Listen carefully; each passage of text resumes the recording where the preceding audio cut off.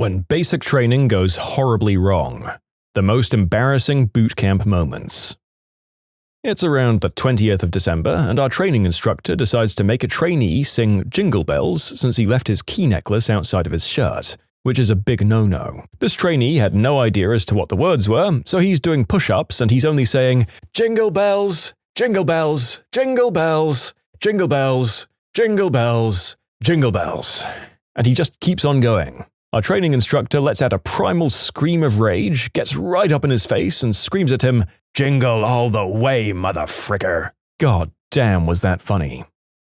Air Force basic training, we all have jobs around the barracks. Some people are on latrine queen duty, some people's jobs are to align the beds perfectly. My job was to man the utility closet and keep it neat and organized and stocked with chemicals and such for the flight to use when cleaning. It's a very small room with no ventilation. After the first 2 weeks of basic, I pretty much figured out what I was going to eat at every meal, and rarely deviated. Peanut butter packet, honey packet, a piece of bread and half a banana all mashed up together in the bread, and hawked down with a glass of Gatorade. Also usually some other crap depending on the meal. Well, the 5th week of training comes along and something terrible begins to happen to me in the chow line at dinner. No bananas, no honey, and only the crappy white bread. So I changed my meal up. I had the spaghetti and meatballs and some other crap that I'm not sure of 100%. That night on details, I'm manning the utility closet and I feel this terrible gas brewing, or what my current sergeant likes to call bubble gut. I'm trying to hold in this mother of all toots until such a time as I can escape the closet and unleash the beast in the latrine.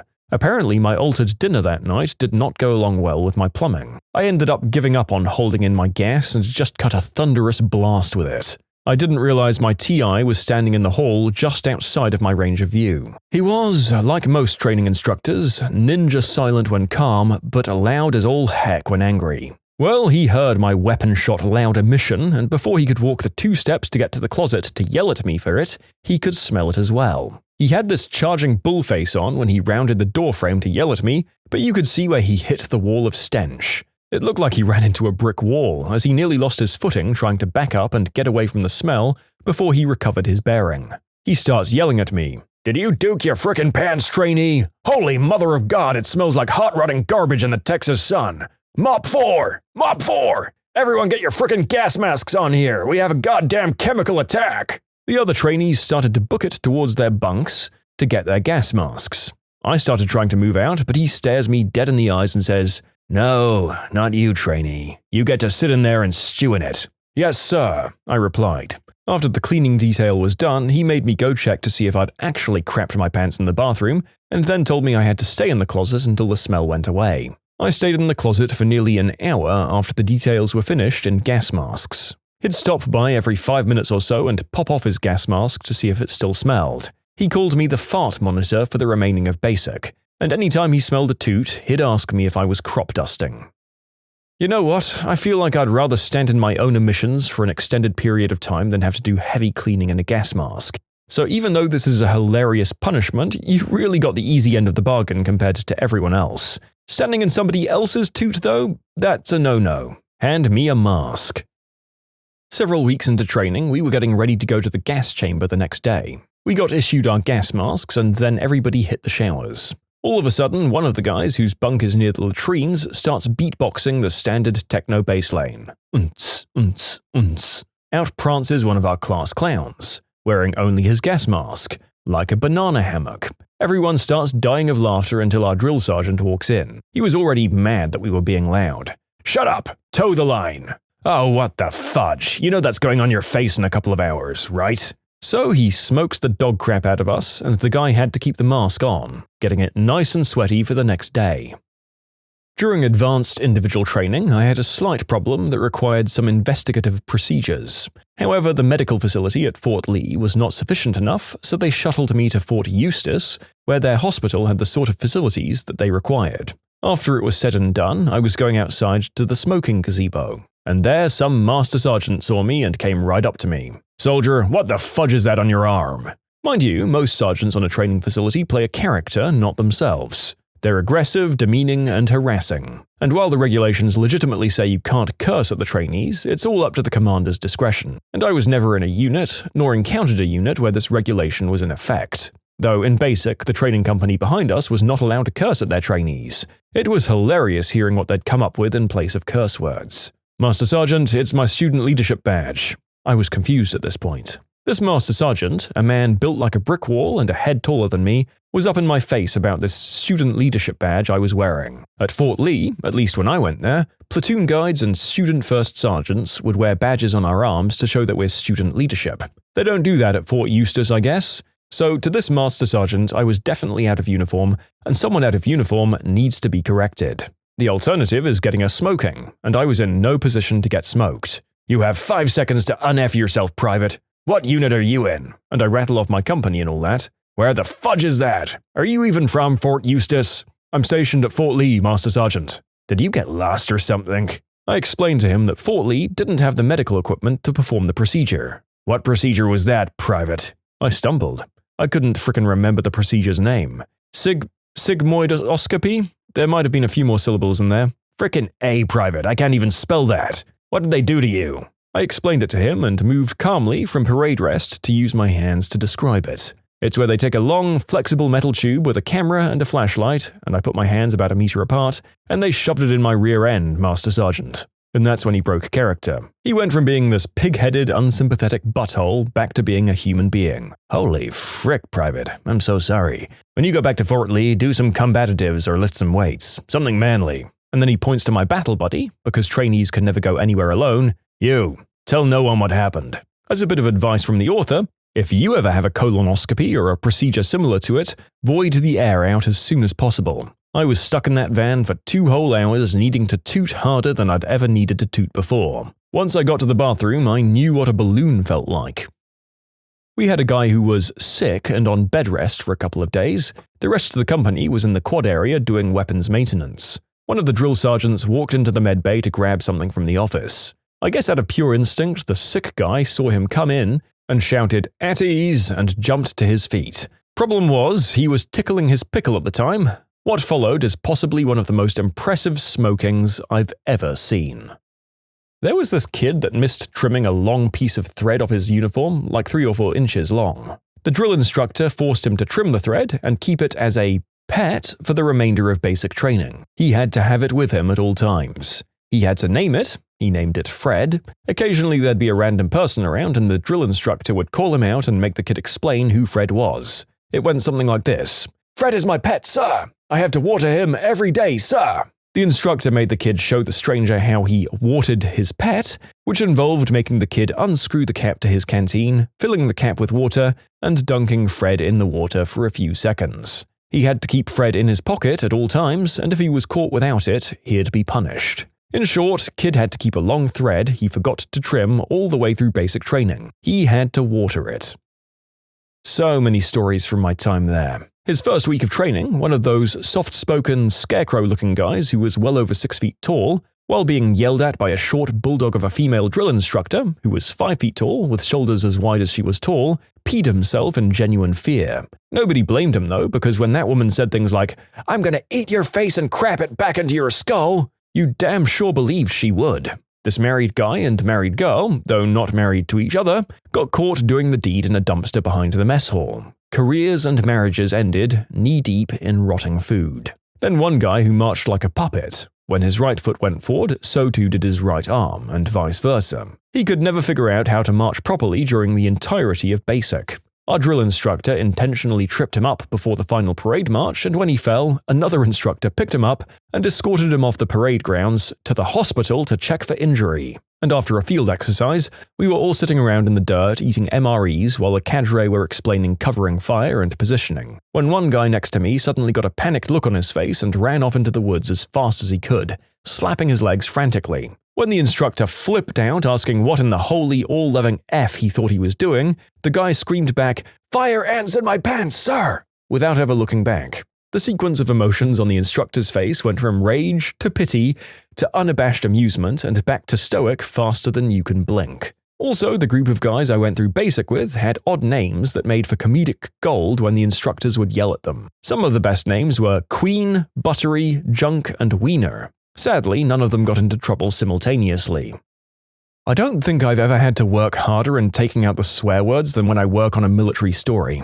I wonder if the expression swearing like a sailor originates with naval ones, because everyone in the armed forces seems to tout more expletives than a dictionary in every sentence.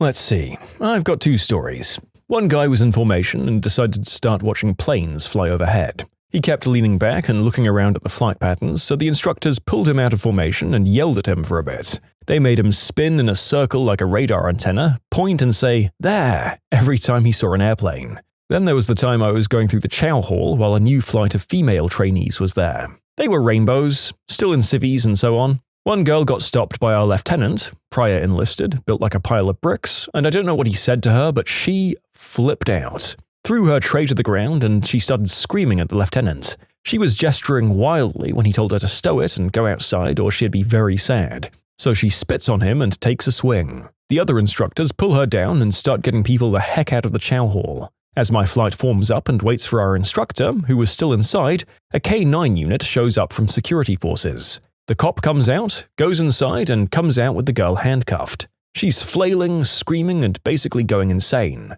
So she kicks his dog, as hard as she can. I heard the thump from 40 feet away. So the dog bites her on the calf. We had some lectures after that one about people trying to go crazy to get out of basic and not to try it. You can submit your own stories to be featured here on the channel. The story submission link is in the description below. Don't forget to subscribe to Am I the Genius? Our platoon had to take our mattresses, sheets, blankets, and pillows outside to the parking area between the barracks. I can't remember what the transgression was that merited this punishment, but probably because the drill instructor thought that the racks weren't tight enough. This is in San Diego in the summer, middle of the day. We had to arrange the mattresses in ranks and columns and make them tidily. Then we all stood on line at attention and the DI would say, "Sweet dreams." At 1,000,000 miles per hour, we got under our sheets and wool blankets in the afternoon sun and yelled, "Sweet dreams, sir!" Then, "Good morning, recruits," followed by, "Good morning, sir!" At which point we hurriedly made our racks and stood at attention. This was repeated over and over for easily more than 10 minutes. I remember there was a handful of civilians walking by who stopped to watch. It wasn't a Friday, which is when family members come for graduation, so I'm not sure who they were or what they were doing. Regardless, there were a couple of girls among them, and I remember thinking that this was not at all in keeping with the hardcore persona that every soon-to-be Marine wants to project. It was also fairly late into boot camp, at the point when recruits are no longer scared and confused, and they have a sort of Stockholm syndrome. And the recruits and drill instructors are feeding each other in this insane, symbiotic relationship of hilarious suffering. And everyone on both sides is trying to suppress a grin and maintain their bearing. So, from the point of view of those civilian onlookers, Marine boot camp is a bunch of men on the brink of giggling, playing make-believe nighty-night time, wishing each other sweet dreams. Before Don't Ask, Don't Tell was repealed, we had a huge dude in our infantry group that was obviously gay. We called him Big Gay Russell. He was a really nice guy and a good soldier, just clearly and obviously gay. He was like a cartoon character, and he thought himself hilarious when towel-snapping our butts while gleefully making his way to the shower, announcing in his best come-hither voice that it was shower time. This offended some of the more religious conservatives in our platoon, and one by one they tried to fight him. Little did they know, Russell was a champion wrestler in high school. One by one they tried, and one by one they got pummeled without mercy by Big Gay Russell. It was hilarious. I don't know what they were thinking. Oh, that huge dude is definitely a queer. Let's try to grapple with him on the ground in our underwear to try to pin him down. He'll hate that. My brother flight got caught having undressed wrestling matches in the showers when I was in basic. Another kid peed himself and marched around for 2 hours thinking that nobody would notice. Another guy shaved off his eyebrows that first night when the TI told him to shave all of the hair off his face. They never did grow back the right way. Ooh, boy do I have one. I was in boot camp, US Marine Corps, and we were having our big uniform inspection. I was standing there at rest with my rifle by my side, waiting to get inspected and asked random questions. All of a sudden, I got the urge to sneeze and clenched up to suppress it. The pressure in my head created the biggest frickin' snot rocket I've ever blown, all over my face. At this point, none of the DIs had seen it, but it was just dripping down my face, and I stood there horrified as my buddy on the other side was just looking back at me in horror. I took my opportunity when nobody was looking and wiped it away ninja style and just had to stand there with my offhand behind my back, trying to dry out all the snot and hide the evidence. Looking back, the whole thing was frickin' hilarious, but at the time I thought I was gonna die. One of the guys in my brother flight wet the bed. He then hid the sheets in an empty locker. He now had no bed sheets, so I don't know how he thought this would fly. After about 2 days, there was an inspection and the TIs were tearing the barracks apart. They discovered the pee-soaked sheets and proceeded to tear apart all the beds, finding the culprit. He then had to stand outside and yell his crime at anyone who came past, proclaiming it for all to know. I've got a couple. In basic, we had this guy from the barrio in LA. Real hardcore Latino gangster type. Guy was a moron and all of the brown rounds were giving him lip for being a hard dude. So we're in the gas chamber and the drill there was you'd take your pro mask off, do 10 push-ups, and then head out into the wind. Well, the drill instructor yells, "Break your seal and assume position." 19 guys drop to front-leaning rest and barrio guy, yep, he turns around and puts his hand on the wall, all Hood of the Cop car style. I'd never laughed hysterically while throwing up before, but I did that day. A couple of memorable ones. One guy had a box of contraceptives in his bag. The TI started raging at him. "Didn't you realize this was an all-boys school? You did, didn't you? What are you, some kind of…" gay slur. "Are you planning on sneaking around and trying to get all these guys in the sack? Well!" When the TI came around to another guy's bag, he found the guy had bought swim trunks, a mask, swim fins, and a snorkel. "Where did you think you were going when you packed? Club Med? You must have got on the wrong fudging bus." He then ordered the guy to put on all of that stuff, swim fins included, and walk around the barracks for about 15 to 20 minutes going, "Quack, quack." These guys got a lot of ribbing the first few days, but we soon learned that all of us were going to get the same treatment at one point. In short, Johnnies and Quackers. Yeah, I really don't know what Snorkel Guy was thinking loading his one bag full of stuff for a nice day at the beach with his family. Maybe he really did get on the wrong bus. You've got to commend him for holding his silence for that long afterwards. In basic, we had this one dude that had a problem crapping himself. Not like his stomach was upset, accidental code brown, I mean full-on logging his drawers in the middle of the night. And the backstory begins. Anyways, about 2 weeks into basic, we got smart. We had all the mandatory items in our lockers, folded, primed, and ready for inspection. In our laundry closet, we had 3 bags. 2 for clean items we could wear, and 1 for dirty laundry. So one day, laundry crew goes off to do laundry. Rest of the formation does some bullcrap I can't really remember. Anyways, the laundry crew has gone for at least an hour longer than they should have been. As we formed up and the training instructor is hollering at us, the laundry crew walks back out in front of us. Our TI hadn't realized they'd been gone, or something along those lines. So, as they're marching back in front of us, the TI unloads on them. "Where have you been? What have you been doing?" One poor jerk tried to reply without an appropriate reporting statement. The TI flips out again, even harder, and tells them to get to the dorm and be at attention outside his office. After about 10 minutes of typical yelling and 5 minutes of stuttering from the trainees, he gets his answer. They went to do laundry and would typically rewash some clean laundry so they could get some extra time to just chill out and be away from the TIs. As they pulled out the clean whites to rewash, they discovered some tighty-whities with a full-on 6-inch log of doo-doo in them. So, they of course threw them out and rewashed everything. The TI sent them back down to the laundry room with gloves, tongs, and a freezer bag to retrieve said crappy undies. The kid who had the problem crapping never thought about his laundry mark, the identification mark in every piece of clothing.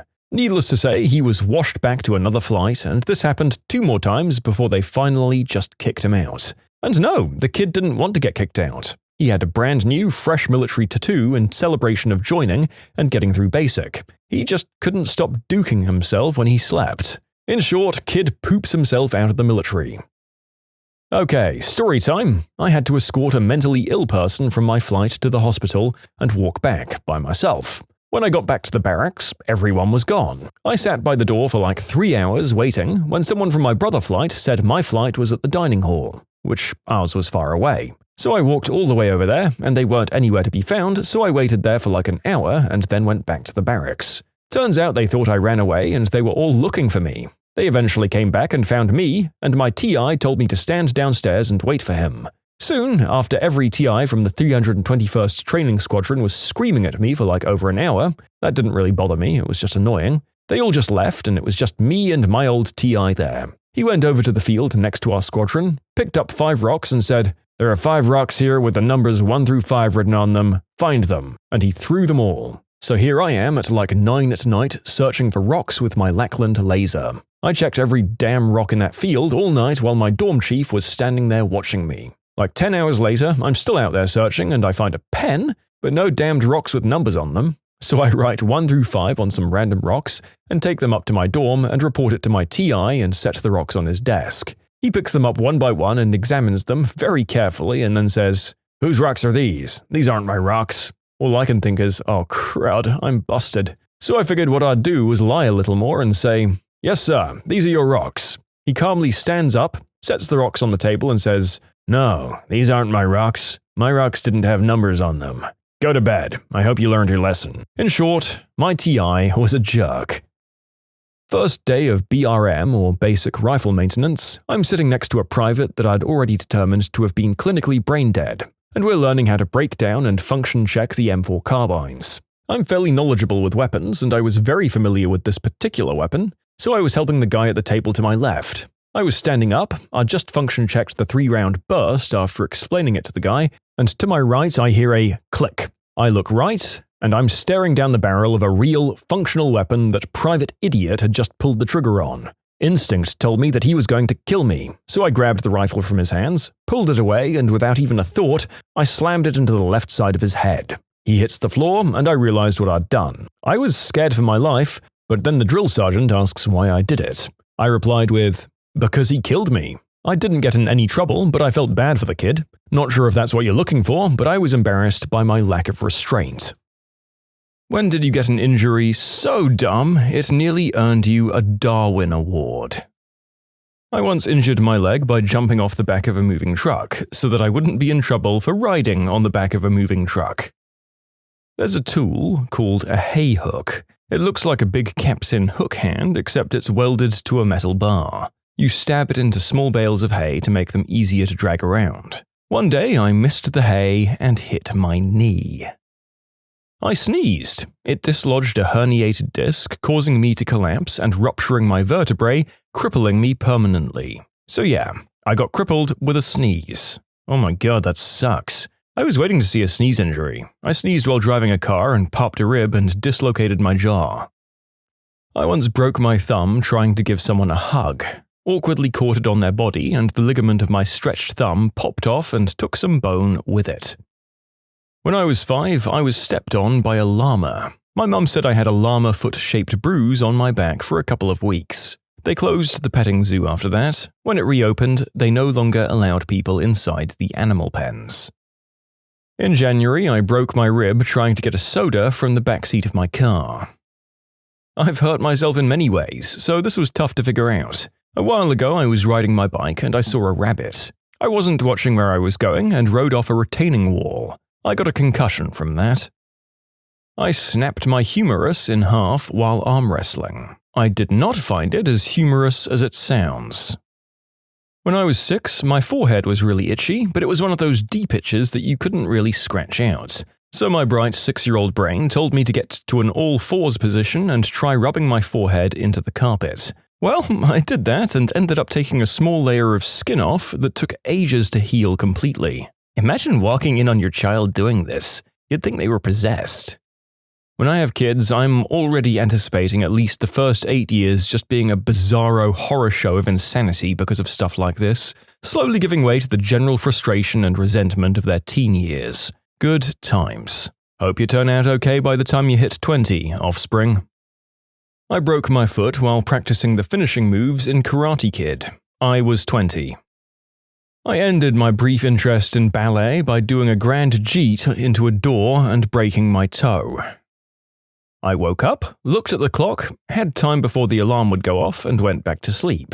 Woke up again, looked at the clock, felt a pop, and heard a sound in my neck. Torticollis. I had to call my dad to come to the college, help me down 3 flights of stairs, and take me to the ER. It ruined my whole 2-week Christmas break. I turned my body in bed, left butt cheek cramped up and went out at an oblique angle, and I heard a pop. It was the day before my grandma died. 2 years of severe left lower back, hip, knee, and ankle pain. Trying to get treatment, but it's still stuck and popping and clicking. Luckily, not as painfully as before, though. My right shoulder and elbow are clicking because I did CPR twice in 2 days. Those were the only times I've had to do CPR, and just my luck it was back to back. Just insult on injury. In high school, as I was leaving, I saw a high jump, pad and bar on the field, so I decided to give it a try. When I landed on my back, my knee came down and I gave myself a black eye. Watching American football as a kid, my dad missed the play where one of the wide receivers injured his ankle. I tried to show him what had happened. Dad, he did this. And I ended up with the same injury. As a kid who'd just learned how to ride a cycle, I saw my auntie visiting us with a cake in her hand. I was so excited I rode hard and fast toward her and forgot to brake. I rode my bike into a wall and broke my hand. On a positive note, I got the biggest piece of cake. This wasn't me, but I was playing basketball with some friends one day and the topic of Derrick Rose's ACL tear came up. A friend of mine was confused how he could have gotten hurt on that play, so he tried to mimic exactly what Rose did to see if he could feel any pressure in his knee. And he tore his meniscus. I tore my meniscus 6 weeks ago and had surgery to repair it. Everyone keeps asking me if I did that playing sports, and I have to tell them, no, I in fact injured it rolling over on the couch. I'm 20 if that makes it any more embarrassing. I punched myself in the forehead during an improv comedy bit and gave myself a concussion. My sister said, "Hey, I want to shoot your BB pistol." So I gave it 10 pumps, handed it to her, walked over to the tire as I'm setting up the pop can on the tire, and she shoots me in the butt. Took a doctor 10 minutes to dig it out. Same. Except mine was my little brother and it was right above my crack. He apologized until he was well into his 20s, and last year, I guess he got tired of the teasing, he just said, "You know what? Screw it. Yeah, I did it on purpose." That really hurt. I'd just lost about 30 pounds and my belt was getting too big. Most people would say, "Oh, time to buy a new belt." And the craftier among us might say, "Oh, time to get out the leather punch." I said, time to dig a hole in the belt with my folding pocket knife. You can see where this is going. I was using my left hand for some reason. It folded in on itself while I was digging a new hole in the leather, and I cut my thumb to the bone, and had to go to urgent care to get it stitched up. My wife bought me a leather punching tool for Christmas that year. Also to the people asking me, why didn't you use a nail or drill or whatever?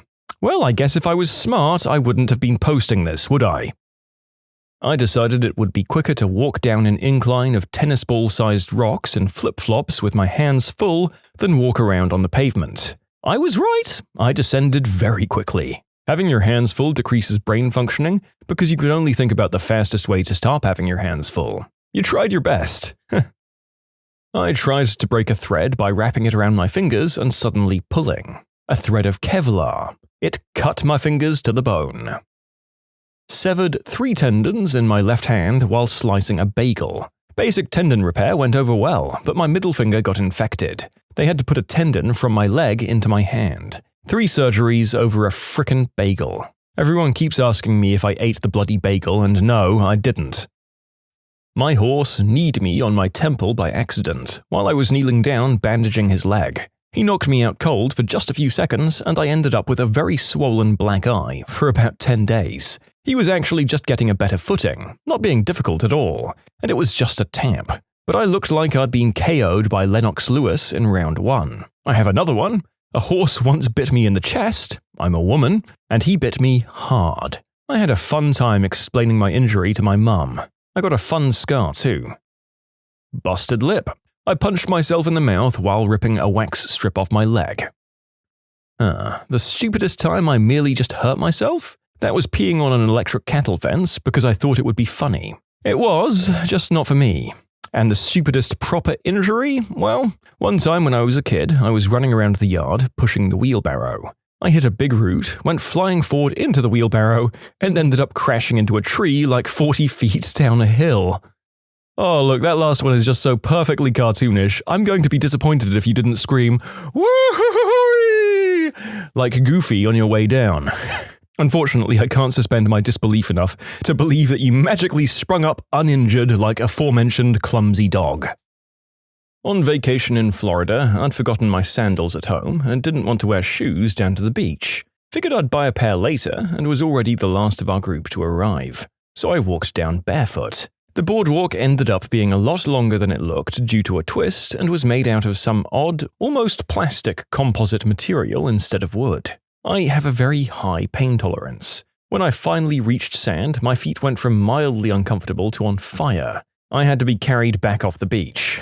Second-degree burns on the entirety of both soles on my feet. I couldn't walk for a week. I still openly tell people it's one of the dumbest things I've ever done. I woke up with a sprained ankle. I still have no clue what I did before I fell asleep or in my sleep, but suddenly I woke up, my ankle was swollen, and I couldn't walk. I broke my foot on the way to the kitchen to get a muffin. I ate the muffin, lying on the floor with my foot propped up on a chair, trying not to cry. Priorities. And to clarify, my foot was asleep and I stepped on the side of it hard. They were poppy seed muffins from a mix my grandma gave me for Christmas. I fell through drop ceiling, thinking that it wasn't drop ceiling. It did not hold my weight. In my defense, there was a thick layer of dust. However, I did fall 10 feet, land on a cement floor, my back hit first and then my head, so I went to the hospital, I got all kinds of scans, and I got out of there with no injuries aside from a fractured vertebrae that was somehow already there. Go figure. So that's why it's called a drop ceiling. Well, this is a very high bar for me. I think this time I'll go with the time that I broke my arm because I was running and my feet got tangled in my parachute pants. This was well before MC Hammer was famous. I was wearing a costume. Think Disney's version of Aladdin. Except this was before that as well. Be right back, suing Disney. I gave myself a blood nose taking the cap off a particularly stubborn marker. I tore a rotator cuff cleaning the bathtub.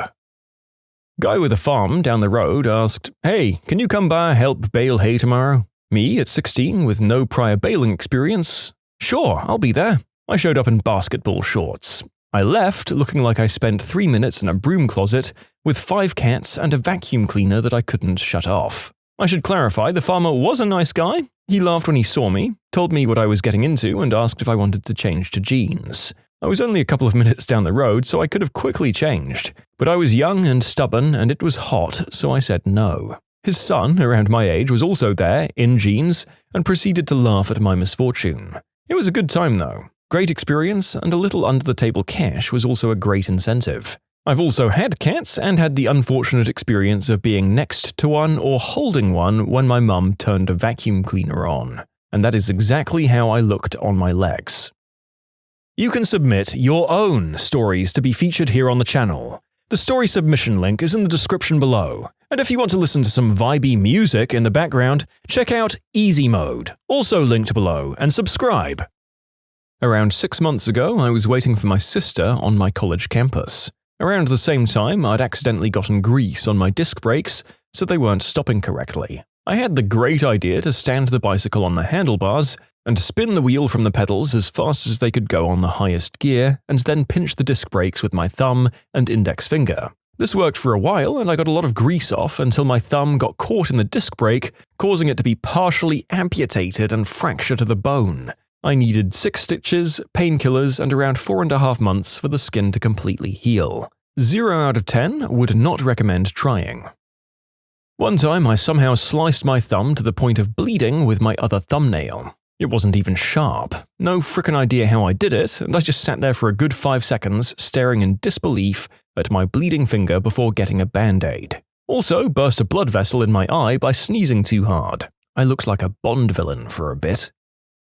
On a September morning 2019, I woke up for school. It's a Friday, I think the 19th. My family jewels were aching a little, but nothing too bad. I get up and take a shower. While I'm taking the shower, the pain gets way worse. I get out and dry myself quickly and then have to gag because of the pain. My mum gets alerted and comes to help me. I tell her to tell Dad, she doesn't have a license, that I need to go to the ER. I get dressed and off we go. The roads are smooth, so I didn't have the problem of going over bumpy roads at least. In front of the ER, there's a lady on a computer. I go up to her and say, "It's my testes." And my dad says, "It's probably a kidney stone," because we have that in our family. I go into the room and do the ultrasound thing on my kidneys. The pain goes up from my left jewel to my left arm, and I think I felt the pain in my throat too.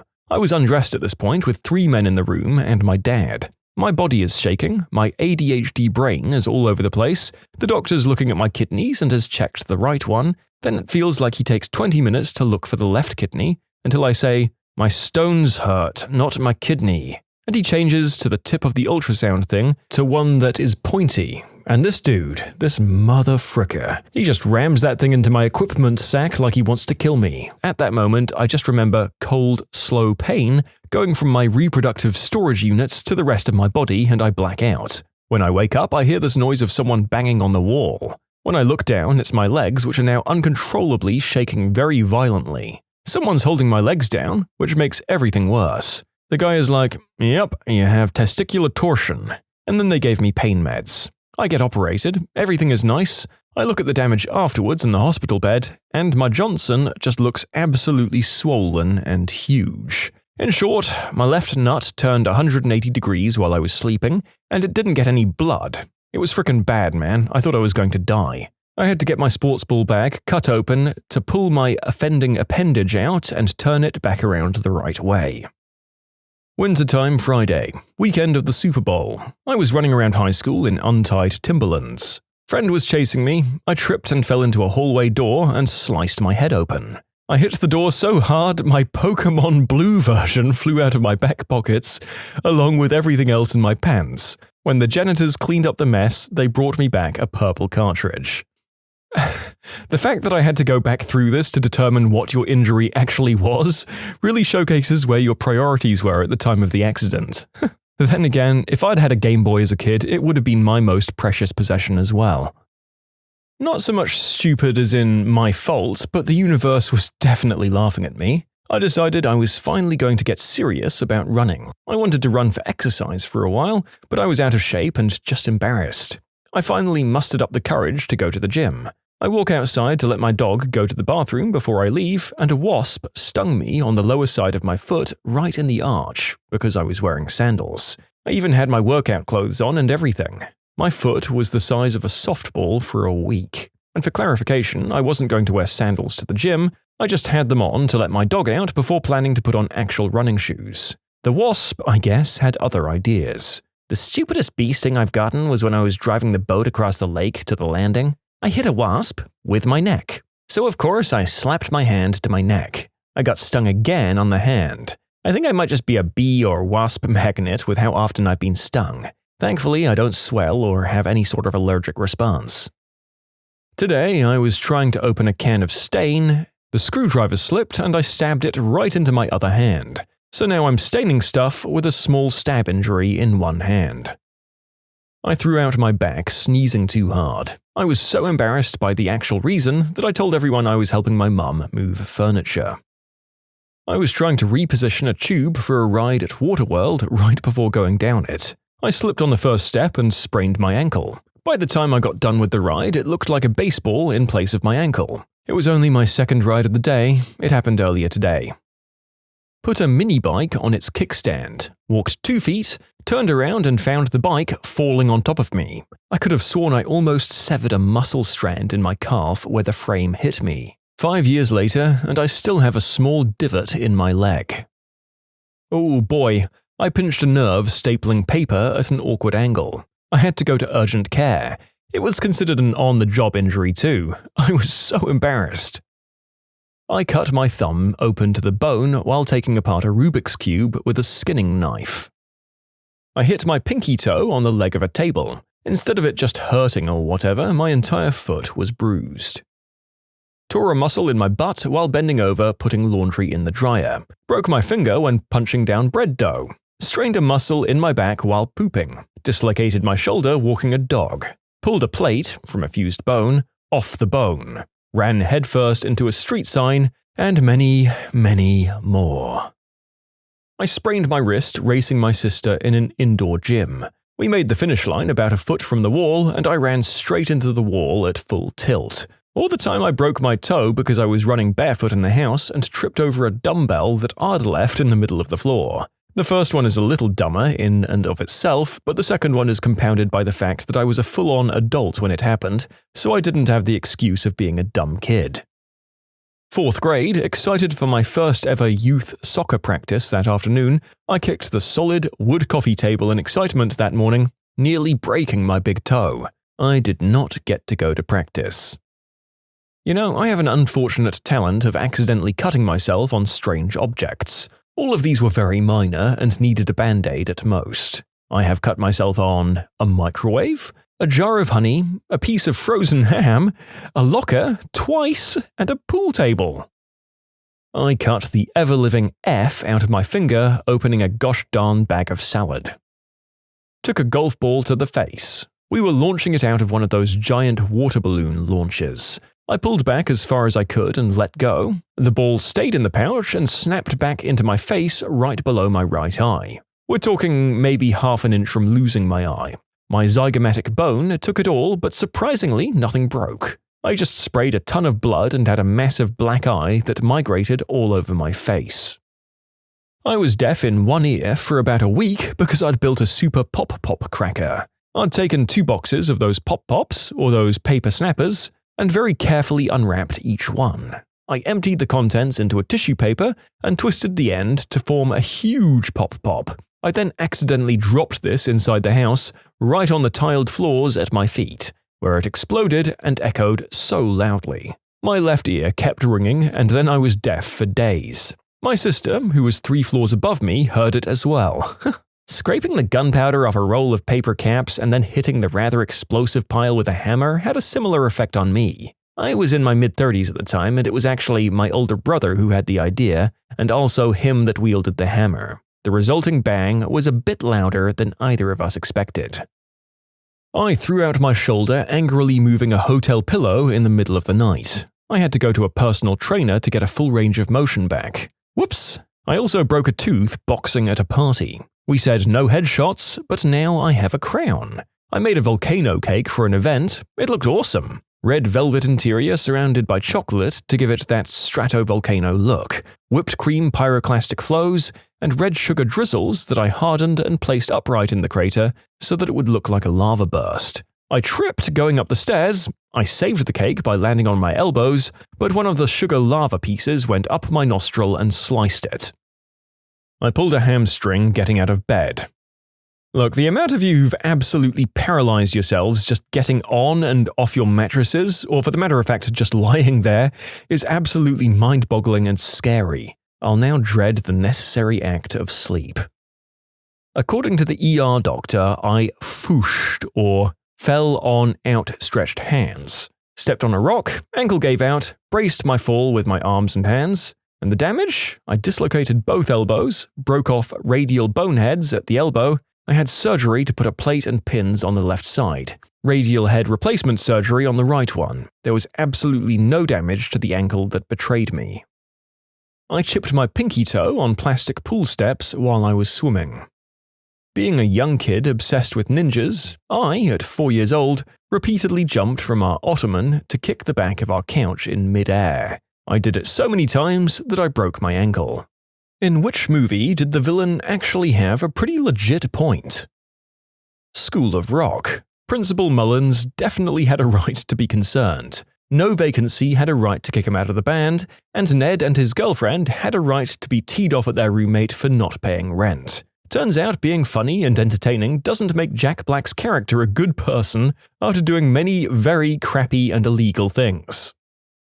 Shylock in The Merchant of Venice. The play's entire message could be summed up as, Shylock's not wrong, he's just a butthole. Every sports movie where they show rivals as the villain. Oh, but you don't understand. They're moderately better off than the underdogs, enough to afford combs and haircuts, matching uniforms, and not be dysfunctional until they realize the family they need is the team right there. Pure, unfiltered evil.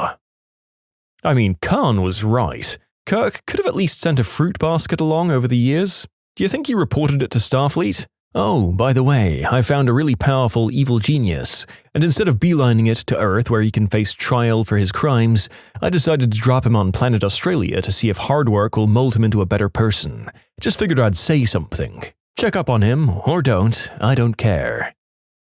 Oh, easy. Attack of the Clones. The villain, Count Dooku, straight up told Obi-Wan that the Galactic Republic was under control of a Sith Master. Which, this bothered me. Okay, so you think Count Dooku was lying. Couldn't one Jedi double-check the vetting on the Chancellor just to make sure? Wouldn't that have been prudent? Oh hey, just in case guys, let's look into this. Barbossa. He just wanted to be uncursed. Granted, he was a real butthole about it. Well, he'd been dealing with Jack Sparrow for decades. Nobody actually likes Jack Sparrow except the audience. His former crew mutinied, he constantly betrays everyone around him, he tries to abandon ship by himself when the Kraken comes, he makes out with another man's fiancée, and he drinks all the frickin' rum. He's only tolerated because he's clever, has a magic compass, and is extremely lucky. Baby's dad in Dirty Dancing. He just wanted to keep a sketchy dance instructor from doing the deed with his underage daughter. Oh boy, it's been a while since I've seen that film, but I mostly saw movies with Patrick Swayze when he kind of played a skeevy older guy in like the early 2000s, so it seems a lot more plausible to me now. Blade Runner. Attack ships on fire off the shoulder of Orion. I watched C-beams glitter in the dark near the Tannhauser Gate. All those moments will be lost in time, like tears in rain. Time to die. The point was that they just wanted to live. The shark in Jaws. The ocean is his home. Peter Benchley reportedly felt guilty over the anti-shark sentiments that his book and the film caused. Now, he wasn't really a villain, but he was the antagonist. Goofy in A Goofy Movie had understandably good reasons to be scared for his son from his perspective. The real villain was a lack of communication. Hey Dad, before we go on this road trip, can I go to this end of school year party first? There's this girl I really like who's going to be there and wanted me to be there too. Was all it would have taken for Goofy to delay the road trip a bit and avoid all the shenanigans. Or if that was out of the question, later on he could have said, Hey Dad, can we add a stop onto the road trip and go to a concert? Instead of having to get all underhanded and weird about it. The Wizard of Oz. Yeah, she was a witch, but come on. They were her dead sister's shoes. She should have had them. Not some stranger who just showed up and wants them. Oh, and by the way, this stranger that just showed up was the one that killed her sister. Sad, really. Dorothy may have gotten credit for the kill, but it wasn't like she was steering the house. Besides, Glenda magics the shoes onto Dorothy, who can't get them off. Have you watched Wicked? It's definitely worth it. It tells the story of the witch as the protagonist. Generally, I think Dr. Doofenshmirtz had a point in the first movie. Evil Dr. D's reason for being evil being the loss of a toy train is kind of meh. I think the mark of a good villain is one that's identified a problem correctly but has become completely attached to a bad solution for it. Conversely, The Verge did a great article a while back about how pretty much every superhero narrative is about the heroes not really working to make the world a better place, but merely protecting the status quo instead. On the other hand, godlike superhumans imposing their vision of a better world on us, whether we want it or not, gets pretty freaking dystopian pretty quick. Flint Marko, aka Sandman from Spider-Man 3. He's a desperate father with a daughter on her deathbed, just trying to amass the necessary funding to bring her back to health. They really screwed that one up. He could have been a great sympathetic villain if the studio hadn't forced them into adding Venom. Damned story was pulled in all directions. Marko's character never got any proper development. Magneto from the X-Men series, particularly the reboot, especially in Days of Future Past. And when you view it from his point of view, he survived one of the darkest times of modern history. He saw what people are willing to do when they hate and fear a group enough. And then, in Days of Future Past, he was right. Can you blame him? I hate the X-Men movies because they butchered the timeline, but I love how Magneto was handled. Emperor's New Groove. Kronk's Shoulder Devil. No, he's got a point. There's this podcast run by two stand-up comedians called The Villain Was Right that has quite a long list of episodes on this premise, ranging from Death from Final Destination to Arnold from the Magic School Bus. Definitely recommend. Arnold was such a jerk. Remember when he took his helmet off on Pluto to prove a point and promptly frickin' died? I remember that traumatizing crap. Well, that wasn't to prove a point, that was to get his somehow bigger butthole cousin to leave behind all of the souvenirs she'd been collecting from other planets, making the bus too heavy to fly. And it did work. Squidward from SpongeBob. He's not really the villain, technically, but many children hate him. As you grow up, you truly realize that he's not wrong at all. He just doesn't want to be bothered at all, and he lives with two really annoying, although lovable, most of the time, neighbors that always want to hang out. And I respect that. Some of you are saying he's a butthole for no reason and messes with SpongeBob and Patrick. However, if you were to be tormented at work and at home by the same people every single day, I'm sure you guys would be jerks too. I don't blame him, honestly. Mr. Krabs is the real villain of SpongeBob.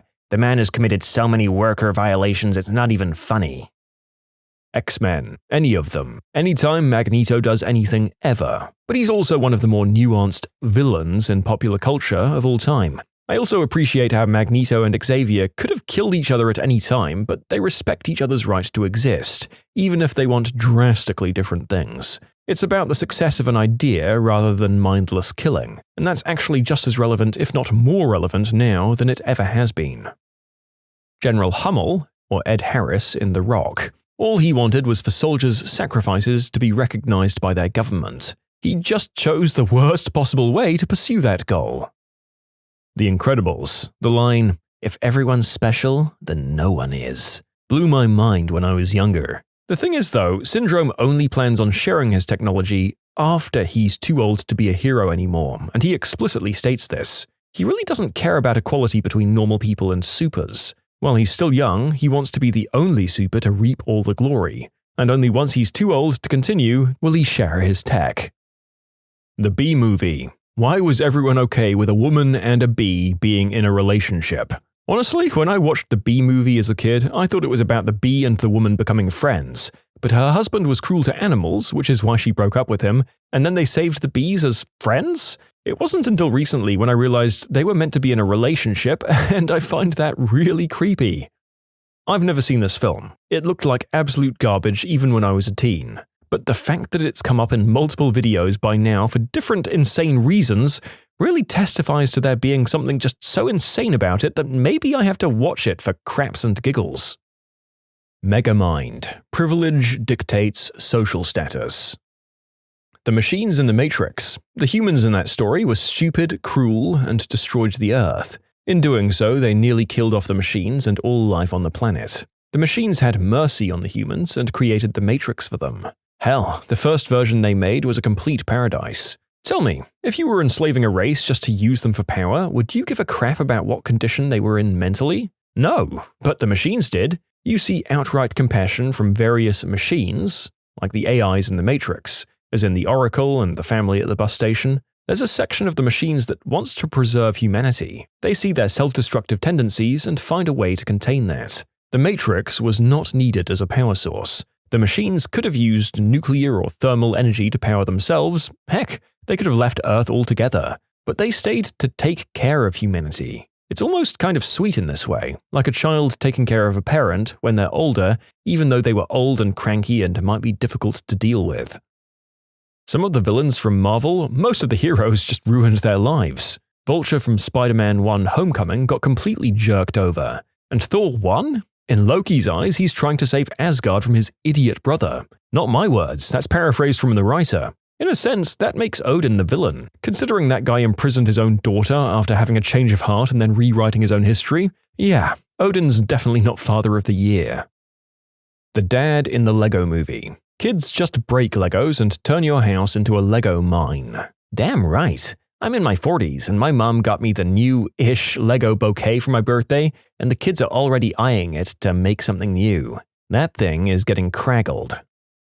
Sweeney Todd. Okay, so no excuse to go murder half of London, but when your chief enemy is a corrupt judge and the corrupt law enforcer who abets him in his career of unspeakable act offenses and cruelty, violence does seem a semi-reasonable response. Aliens. They were minding their business until their homeworld became prime for intergalactic corporate mining and exploitation. Well, actually, it's not their home planet. Their creators crashed there. It's basically a truck full of anthrax, if the anthrax was a 6-foot monster with acid for blood.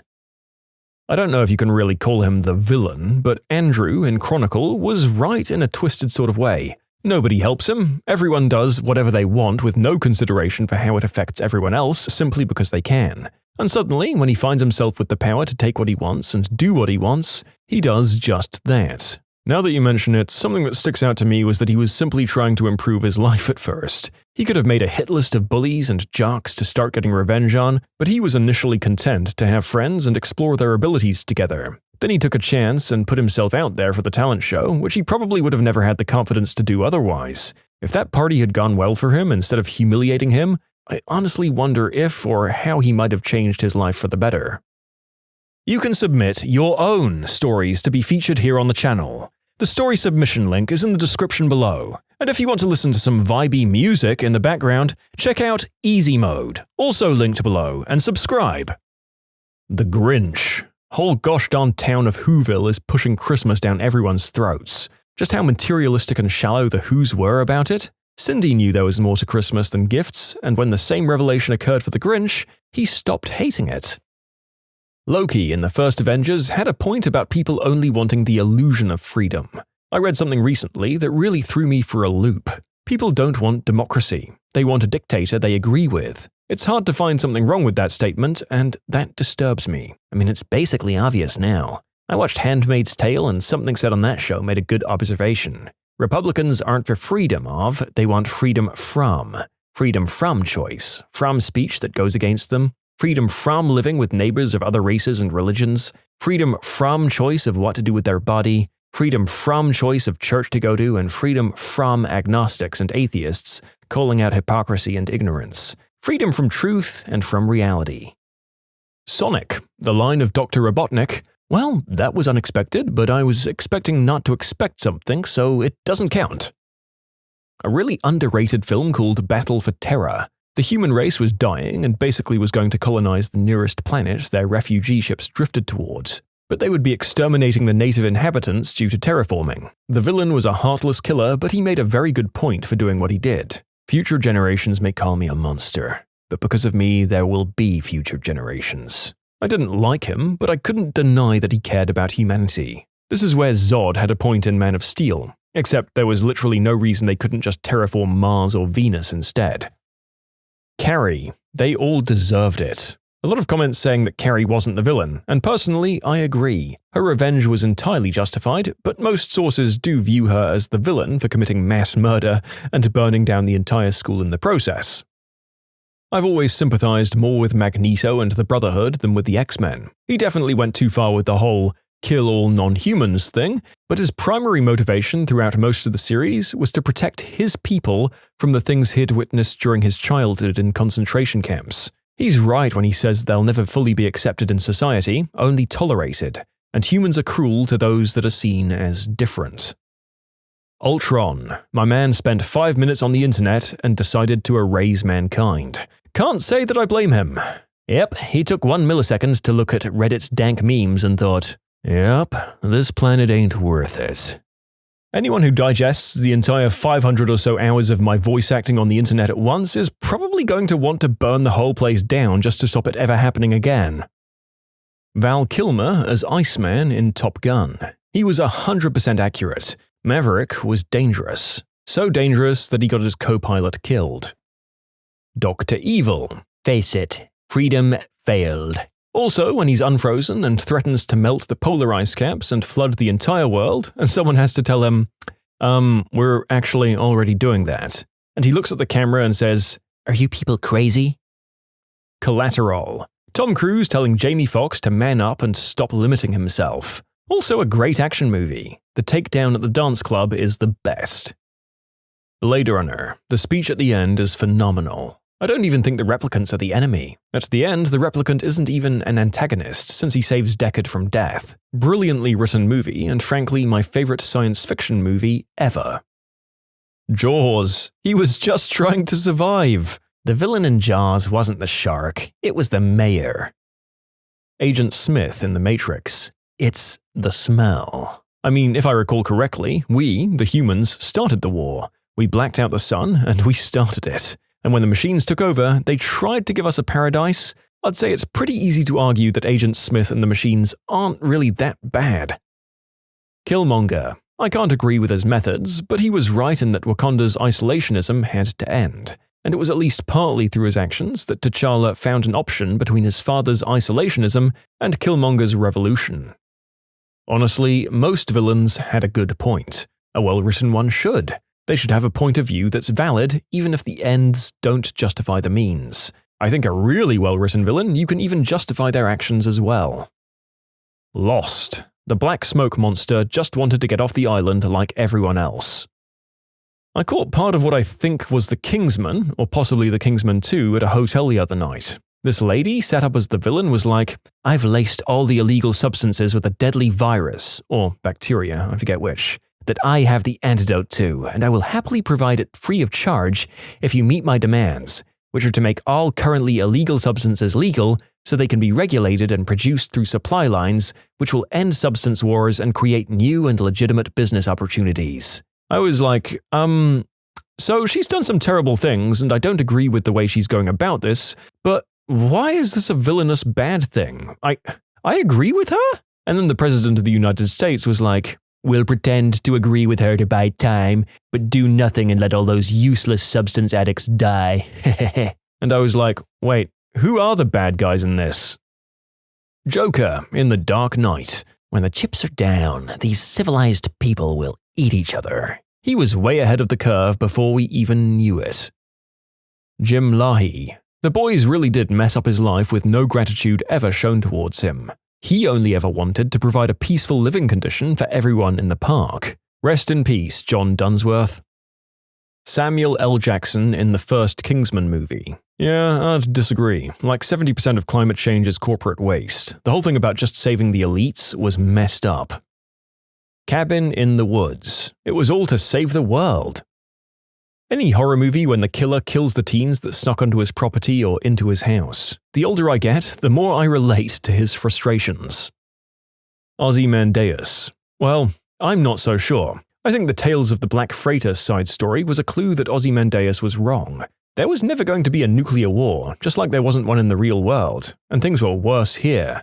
There was no Dr. Manhattan to snap his fingers and fix everything. Just like the sailor in the side story, Ozymandias became a murderer to prevent something that wasn't going to happen in the first place. Michael Douglas in Falling Down had a lot of points. Not all of them were good, but some of them were. The EPA guy from Ghostbusters. 100% correct, except for turning off a system he didn't understand. I want you to imagine those dang D-bags from Ghost Adventures had particle accelerators strapped to them and a giant bomb waiting to go off in their basement. Just really sit with that for a minute. The aliens from Independence Day. This planet is pretty sweet. I'd want to live here if I didn't already. But they're idiots. There's no resources here on Earth that aren't also out in the asteroid belt or Oort cloud in far vaster quantities and way easier to harvest without having to drag it out of a gravity well. That's why all of those, they want our resources, alien invasion things fall apart under basic scrutiny. Look at V. In the very first trailer for the first Sonic the Hedgehog movie, Robotnik wants to murder a terrifying beast with weird eyes.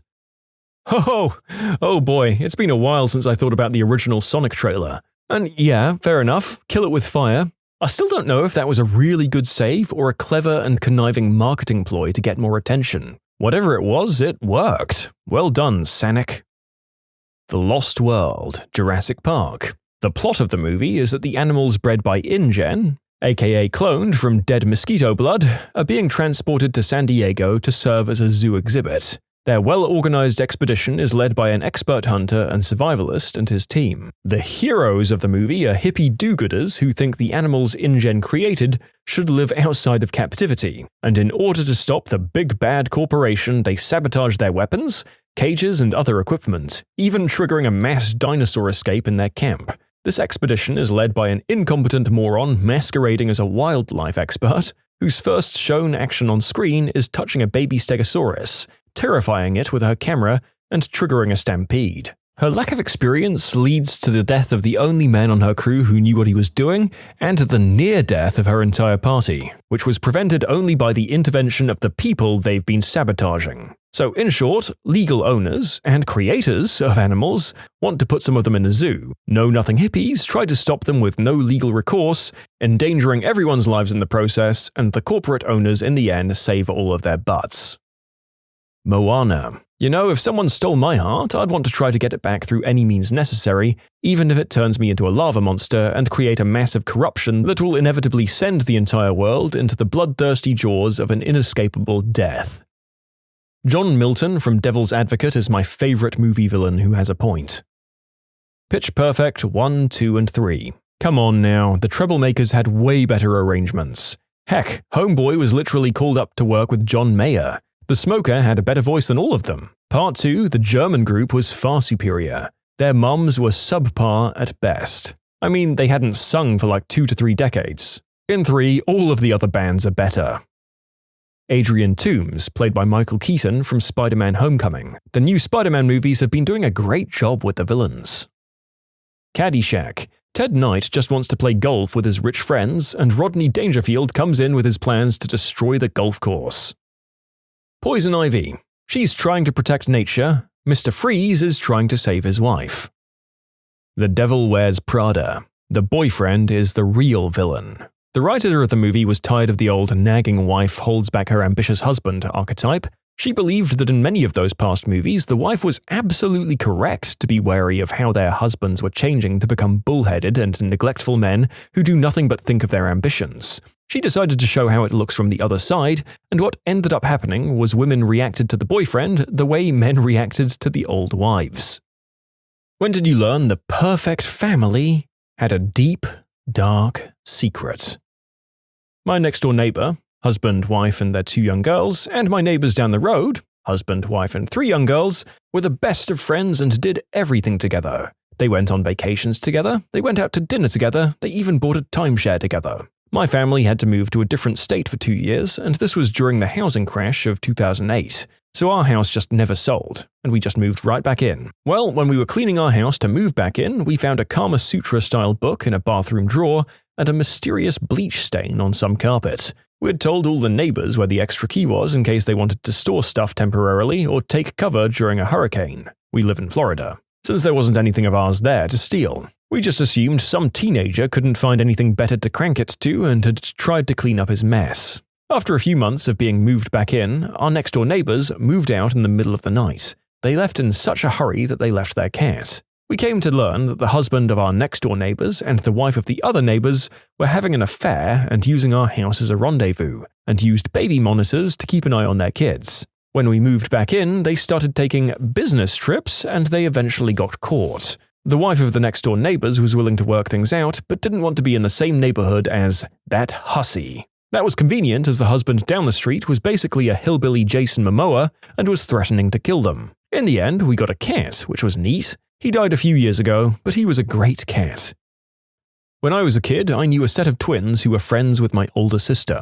The twins, both female, were straight-A students and always dressed modestly. Neither girl was allowed to date, and their parents owned a huge house with multiple cars, and the girls never seemed to want for anything. Anyway, a few years later, the parents were busted because apparently they owned another house a few streets away. Less lavish, and they were running a brothel out of it, with girls the same age as their daughters, who were around 18 at this time and both in university. I just found it very ironic that they were so protective over their own daughters, but were hiring out other people's daughters.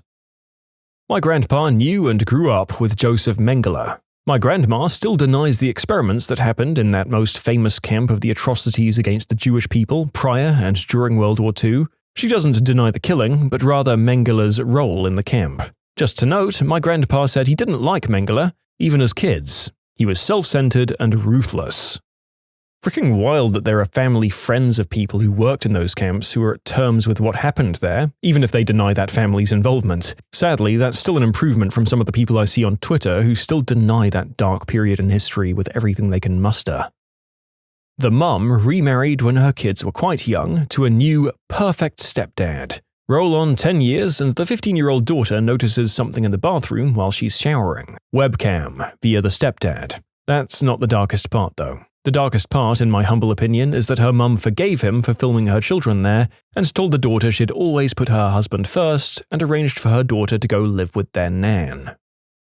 My grandpa, on my mum's side, had another family on the side. When he died, my grandma's name was put on his gravestone, and the other family chiseled it out. Also, my oldest aunt on my mum's side isn't blood-related. Didn't learn that until I was 23. Of course, our side of the family says we were the main family. But that's because he was married to my grandma first. Not sure how the other family found out. My grandma found out after rumors started spreading and she confronted him.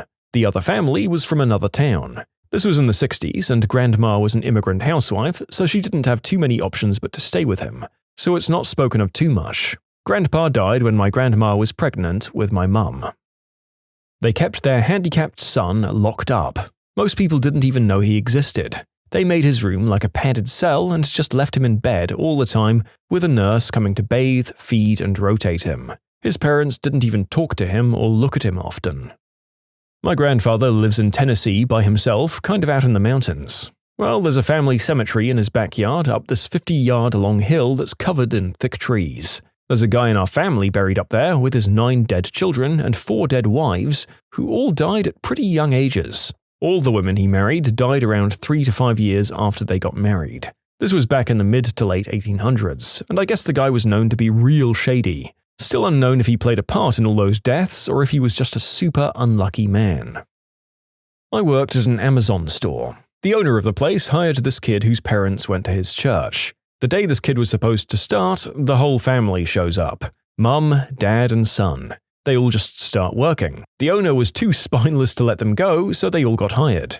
And they were pretty much bottom-of-the-barrel workers and just kind of kept to themselves aside from pleasantries. We were sort of a rowdy bunch and they just didn't fit in. And also, the 3 of them did the work of one person. My co-worker started referring to them as the Dahmer family because the father resembled Jeffrey Dahmer, and they were a little bit too idyllic and Christian. And then things started to get weird. The son regularly called out, citing stomach issues and saying certain tasks made his legs tired and things like that. Mr. Dahmer started having these intense fits of rage where he'd go off on us for minor things. Miss Dahmer started to become strangely attached to me and regularly bought me strange gifts like holistic headache creams, a neti pot, organic tea, stuff like that. Years later, I found out the son had acquired immune deficiency syndrome. The mother and the son were a little too close for that age. The father eventually got caught doing some strange things and they got a divorce. Miss Dahmer, on my last week working there, started asking me about demons and things. On my last day, she gave me this manila envelope that had this 30-page manifesto she'd written as a letter to me about how she was infested with demons and all kinds of crazy Song of Solomon type things. She thought I was infested with demons too. But hey, I still have that neti pot. I met my friend's grandparents, and they're your typical, kind, white doily-toting American grandparents. They were literally the cutest people in the world, and they're extremely friendly. Turns out, for a time in the 60s and 70s, they were in a cult full of people who mainly just did the deed all the time. It's an open secret that my friend's uncle is actually the child of the grandmother and the cult leader. There are the ones about my family that I've told before. We aren't perfect, but things like attempted axe-murdering grandfather are pretty crazy secrets. But as a kid, I hung out with a guy who was part of a perfect family, it seemed. His mum was an Olympic rower, and his dad was some super cool business exec. We were good friends from like 12 to 14 or so, and then we went to different schools.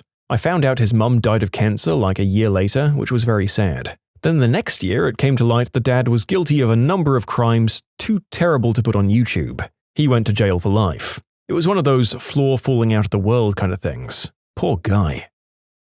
I have a very small family of about 7 people. Growing up, everyone would get together for events, and everything seemed pretty normal, and everyone seemed to get along. It wasn't until I was a teenager that I noticed that everyone in my family actually hates the crap out of each other, and it was just some huge contest to see who had become the better person over the years. My mother and my grandfather are the only ones who talk to each other, and it's probably only because they live together. My grandmother and grandfather are separated, and my grandmother only calls him every few months to see if he's dead or not.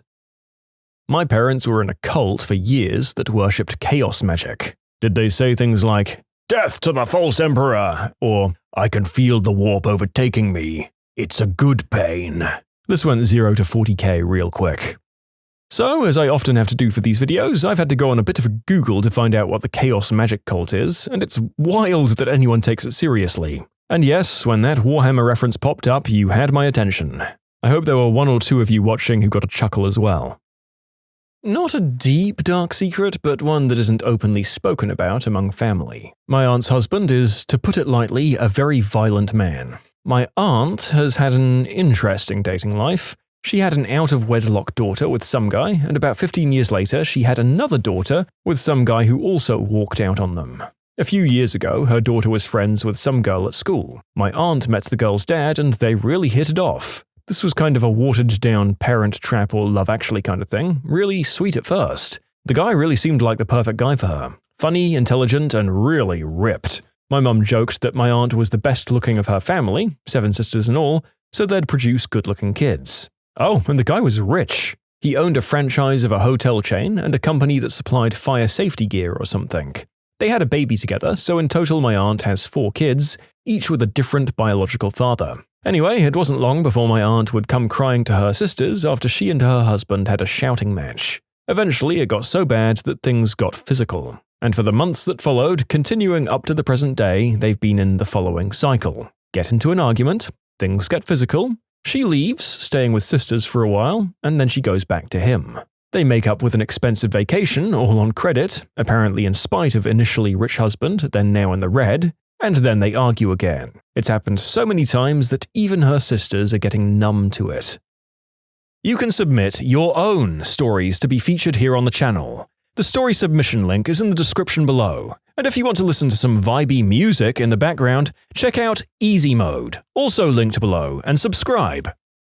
My family seemed pretty perfect until my folks got divorced when I was 13. They both assured me that it wasn't anyone's fault. As it turns out, while I wasn't the reason, I was the catalyst. My dad started to notice as I aged that I shared no physical features with him. He confronted my mum about it and she revealed the truth. I was the product of a drunken one-night stand. My mum and dad had dated briefly and then broken up. Shortly after the breakup, mum went to a party and hooked up with some guy. When she discovered that she was pregnant, she contacted my dad and told him that I was his son. They got married shortly after I was born. Dad agreed that no one else needed to be told, but the fact that the whole marriage had been built on a lie brought up a lot of bad crap to the surface and they decided to call it quits. My perfect family was shattered, but what's worse, a lot of terrible things have come to the surface in the years since that have poisoned all but a few of my memories of growing up. My dad vanished from me and my sister's lives for about a year after the divorce. When he came back to start his visitation with us, he was in a relationship with another woman and she was already pregnant. From age 14 through 21, we still had a father-son relationship, albeit a tumultuous one. I blamed both him and mum for the divorce at first, but I eventually came around and by the time I joined the Air Force, we were thick as thieves. And then I got married. Dad did not approve of my wife and we started arguing bitterly. Eventually, I cut a little too deep and he contacted my mum and demanded that either she tell me the truth of my paternity or he would. I was 21 when I found out and it staggered me. Not surprisingly, it brought me and Dad closer together and turned to me against my mum for a while. Eventually, Dad divorced his second wife and things faltered between us. He's a bitter alcoholic who can't come to any of mine or my siblings' major life events because he has warrants for unpaid child support. More for my two sisters, both of whom are very much his. I haven't spoken to him in 2 years because it's just easier not having to deal with his drama all the time. I still consider him my dad. Me and my mum eventually had it out and things healed nicely between us. The only thing that hasn't been resolved is the true nature of my paternity. She insists she doesn't know who my donor was, but several people in my family have told me that she does. I haven't pressed the issue yet. I found out more about my family after my great-grandfather passed away than I ever knew. My mum's side is from a small coal mining town in West Virginia. After my great-grandfather passed away, I found out that my great-grandmother was actually my great-great-aunt. My great-grandmother's sister. I don't know how the once-removed thing works. Turns out my real great-grandmother was a working girl with many kids by many different men. Being unfit to be the mother of my grandfather, my great-granddad shacked up with her sister, Rosie. Rosie was a raging alcoholic and it wasn't out of character for her to drink herself into oblivion, and when an ambulance would come to pump her stomach, she'd shoot at them with a revolver to get them to leave. Unfortunately, she'd also been cheating on my great-grandfather, John. John was respected by everyone in the community, and I've never heard an ill word spoken about him. He went to the man that was cheating with Rosie. Both men worked in the coal mine, and he said, "I'm a good Christian man and I forgive you, but if I see you at my house, you're a dead man." 2 weeks later, he shot him in the head with a revolver when he found him at his house. John went to jail for 2 years because in West Virginia at the time, it was justifiable homicide. While in jail, the oldest son, my grandfather, was only 14, but there was no money coming into the family, so he lied about his age so he could drive to the coal mine. He dropped out of school in the 8th grade and started to work as a blaster, his first day in the mine. My grandmother was born in Jersey, and her mother died when she was 7. Left with an inept alcoholic father, she was put in horrible foster homes. She was sometimes kept in a dark closet under the stairs for misbehaving, Harry Potter style, among other punishments. Eventually, at age 15, she ran away with a friend and ended up in a small West Virginia town. She got a job serving tables where she met my 14-year-old grandfather drinking beer, after lying about his age, and they've been together ever since. They're now both 78 and 79 in a $1 million home near DC with just as many stories as you could imagine. It's pretty wild how small decisions echo for generations. Great showcase that where you come from doesn't necessarily determine what or who you are. It's a damn sight more difficult to get out of that situation though, don't get me wrong. Good on them. Hopefully all that hardship and perspective helped them bring up their kids in an environment of love and support, nothing like the one your grandma went through. Given that I was pretty young at the time, I probably missed some warning signs. A good friend of mine had a pretty horrible home life at the hands of his mother, and I had no idea. He was the class clown and always seemed happy. We'd hang out at each other's houses after school and play on the weekends. I never had a weird experience with his mother. Years later, he unalived her in her sleep. Family whose parents were popular and well-liked in the area back when they were in high school. Their daughters were all popular and well-liked as well in high school. They were all the type of people that had no strong opinions and didn't care to argue, just kinda positive people. People were automatically drawn to them, and for that, everyone in town liked them. They have some ownership in a local dealership too, and their girls are on a lot of the commercials. One day, one of their daughters, same grade as me back in high school, let it slip to me that she'd found a hidden camera in the pool changing room at their pool house. She said it in kind of a, "Oh yeah, shrug, found a camera, my dad is so silly" kind of way. It kind of seems like she was assuming he put it there to catch them drinking, but she realized that it was probably more than that. But she just figures, boys will be boys kind of thing. The dad looked like the creepiest motherfricker ever, and he has been likely videotaping not only them, but all of their friends, which is like nearly all the popular high school women in my town. Ugh. I have yet to prove that the family next door is in witness protection or a spy family, but I'm on to you, John.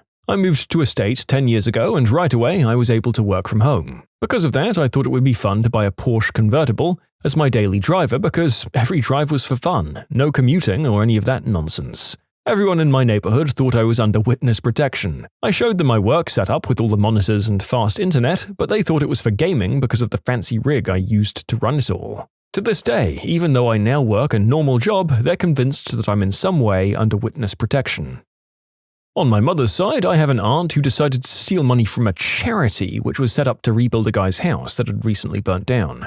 It was a small town, so all they had was a bin for dollar bills at the local bar, and she just took all of it and the next day had some expensive new shoes. And on my dad's side, my grandfather was some weasel-faced con man who cheated a church, celebrities, and politicians so he could live without working. But one day, he and one of the largest sport memorabilia collections on Earth disappeared. He apparently was killed in a mob hit. This isn't my family, but I absolutely have to share this. The only reason I am is it's been about 2 years since they discovered, and they're more comfortable joking about it now. I never asked about the aftermath. I know 2 girls who were sisters, who had their family issues or whatever, but they were happy with each other for the most part. Their dad always went on business trips, and he wasn't home a lot. It did seem kind of suspicious because he was a chef, I think, or he made recipes for a kitchen. Something weird where it didn't really warrant business trips. But I don't think they really thought anything of it. It turns out the sister's family is actually his second family, and the other family had 2 brothers who were both older than the sisters. He put 3/4 of the kids through college, and the 4th was currently in school. They found out because the other mother of the family was digging on Facebook one day and found a picture of their dad and the girl's mum. She sent the sister's mum a death threat, and they pieced it together from there. It wasn't even in my family, but I was absolutely floored by it. The perfect rich family in my neighborhood are deep in debt. Nobody must know. I have a cousin out there that my whole family has never met. My grandparents were the nicest people, but apparently my aunt got pregnant as a teen, and they sent her away to have the baby and give it up for adoption. I believe this would have been sometime in the 60s or even late 50s given her age. One of my parents told me this a while ago, and I've never heard anyone in my whole family ever mention anything about it other than that one time. I lived in Georgia for about a year while my dad was stationed in Fort Benning, started freshman year of high school, and met a really cool girl that I maintained a pretty good friendship with. She was an only child, and her parents were some of the most devout Catholics I'd ever met. Even my dad, who was raised Catholic and maintained his faith through his adulthood, didn't really compare. Pretty normal family setting for them, but I moved away after a year because Dad retired from the army. Closer towards when I left, I went over to visit and walked to the front door to see her mum getting spit roasted in the middle of their living room. Her husband wasn't even home. Their secret was that they actually were perfect. Honestly, I've learned a lot of deep, dark secrets about a lot of families. What freaked me out the most was learning that an actual Leave It to Beaver kind of family could exist. It took me years to learn how to deal with it. No, I honestly can't believe that exists. Try pulling out all the books on the bookcases. There's a dungeon or a slaughterhouse for humans somewhere in their house, if they have any amount of money. I will vouch my monthly income on it. Not necessarily dark, but before going to college, I was told that I had an uncle that I'd never met. My grandfather cheated on my grandma with his secretary and ended up getting her pregnant. She caught him when going through his bank statements and noticed that he was paying child support to a woman that she had never heard of. Originally, my parents weren't supposed to tell us until my grandma passed away. She was too embarrassed and hurt by my grandfather's infidelity for us to know that we had an uncle. When my mum told me about him, I was able to determine his age and his middle name. It turned out he was only 2 years older than me and still lived in the same county as where he was born. I spent 6 months scouring Facebook and sending strangers messages about unknown family members. Eventually, I was able to find him. When I did find him, it turned out he was struggling with substance and alcohol addiction. I told him I wouldn't bring him home to meet his brothers, nieces, and nephews until he was clean and sober for 1 year, and that if he tried to reach out before that, I'd make sure he had no contact with our family moving forward. It was a hard thing to tell someone at 19 years old, but he took it seriously and got clean. A year later, I brought him home to meet his brother, my dad, for the first time. It was weird. My uncle had a kid with some lady and his family doesn't know, but it's almost common knowledge on his side of the family. She was sleeping with her husband's brother. At 60, she divorced him and married the brother. The most shocking part is that all three eventually ended up back on friendly terms and were invited to the next 3 weddings of the husband, though the wife and brother did not live to see the 4th. What's the worst surprise injury you've seen at a medical checkup? I'm an X-ray tech. Had a patient walk into the urgent care for hip X-rays. Her order said it was for hip pain, which is pretty routine. Turns out she had walked in on not 1, but 2 fractured hips. Can't even frickin' imagine how painful that must have been. Guy comes up to the triage window with his arms over his head, palms of his hands pressed against his ears. I'm in tremendous pain, he says when asked what's wrong. X-rayed him and found he had broken his neck. He had been walking around with that for 3 days. My brother once jumped on the front of my white car, grabbing the front pillars with his hands. I closed the door and caught his finger, which he pulled out quickly, as you do, but there was a tiny chip of paint that had come off the car and got lodged under the skin somehow. He must have spent a week or so chewing on it to try to get the paint out, but it wasn't working, so he went to a doctor to see if he could help. After checking it out, the doctor tells him, the reason you can't get that out is because it's your bone. Apparently, when I shut the door on his finger, I'd broken the tip of his pinky enough so that he could see the bone through the skin, and he'd spent the next few days trying to pull his own finger bone out with his teeth. I was a triage nurse in the ER when a patient calmly walked up and reported a complaint of pain in his side. He failed to mention the blood and the handle of the butcher knife sticking out of the left lower quadrant of his abdomen. He was a homeless schizophrenic who had been stabbed and had calmly walked into the ER and waited his turn to be seen. I mean, honestly, I'm just glad he came in at all. We also get a lot of people who come in for other things, like a sore throat or a cough, and when doing a skin assessment, we find a huge pressure ulcer or gangrenous feet. I've twice had patients' toes come off when removing their socks. Neither time had they come to the ER for that issue. A patient who had a routine checkup at his ophthalmologist, or eye doctor, who found a small spot in his retina. When referred to a university hospital, tests showed it was metastases from a small malignant melanoma he had on his back. Our professor cancelled our lecture because he had to tell this otherwise healthy man that he probably only had a couple of months left to live. Ugh, that's one heck of a bombshell to get when you've just finished your eye appointment, and you're just expecting to come away with 20/20 vision, maybe a new prescription. Sorry for that, my guy. I was working at Target. I lived half a mile away, so I walked to work. It totally sucked, but I was out of shape and have cold-induced asthma, so I ignored that. At this time, I was picking up shifts left and right, so sometimes I was closing the coffee shop, sometimes coming in at 4 a.m. to unload the truck. I was basically a zombie from what I assume was lack of sleep. This goes on for a couple of months until I had my annual physical. I was joking with my doctor that I was super exhausted from work and I must be getting out of shape because that half-mile walk to work really sucks. Turns out I had severe pneumonia, One lung was totally full of liquid and the other had some liquid as well. The doctor could not believe that I was still up and about, let alone walking to work and whatnot. Junior doctor from Australia here. I had a young lady come in for a pap smear. She was chatty and relaxed, not nervous at all. She lay on the bed and I got the speculum ready. I opened it up and instead of seeing her cervix, I saw a kiwi fruit-sized blob of bloody tissue just hanging out in her. It was one of my first pap smears that I'd ever done, and I had a sudden bizarre thought that I'd broken her hoo-ha. I hadn't, though. It was just a big uterine polyp that had emerged and was hanging out of her by a thread of tissue. She was mortified, although I tried to reassure her. This was a small town, and later that day I went to the bakery to get some lunch, and she was behind the counter. The most common surprise I see is patients in long-term marriages who come up positive for chlamydia. First-year nursing student in LA, and I was at clinicals when a guy who I had to do a physical assessment on, all we could do since we don't know much, he tells me he's been hearing strange cracklings and noises in his ear. I checked his ear and it's filled with so much wax and whatnot. I call my RN advisor and she proceeds to clean out the guy's ear. And what does she find? A frickin' fruit fly nest. Yeah, the medical field can get pretty rad. It's always insects. It's never a puppy. Oh. I'm sorry for making so many of you cringe at the thought of that happening. I'm sure it's not as common as some people mentioned, and by nest, I mean like 3 or 4 flies, not a whole frickin' hive. Mom's a nurse, and she told me about a time a bodybuilder came in with a pulled muscle somewhere in his abdomen that was causing him severe pain.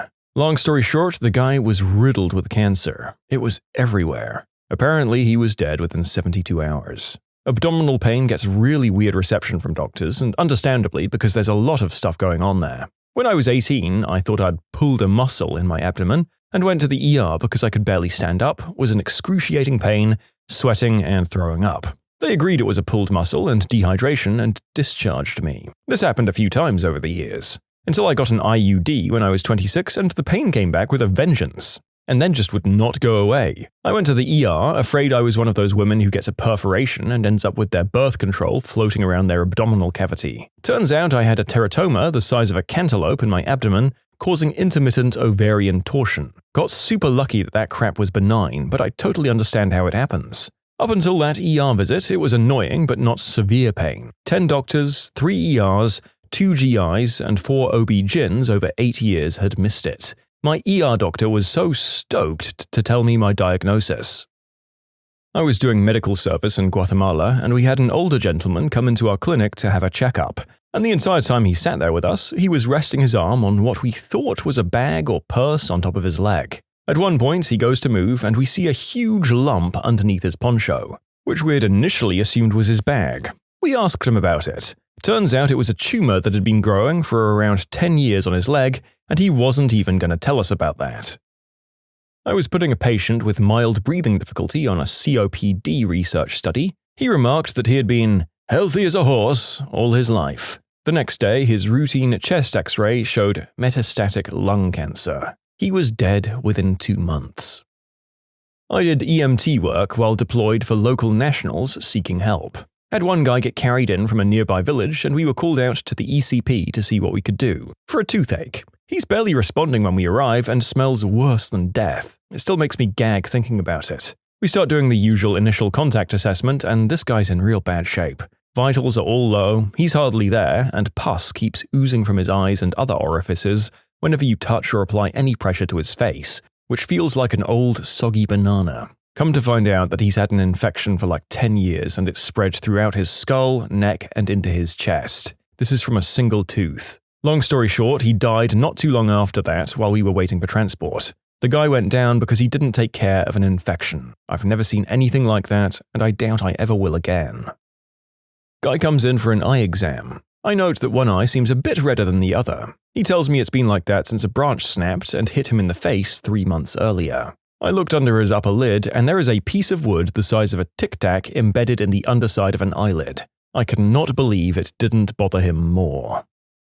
A Marine shows up for a discharge physical. Notice what looks like cellulitis on his leg.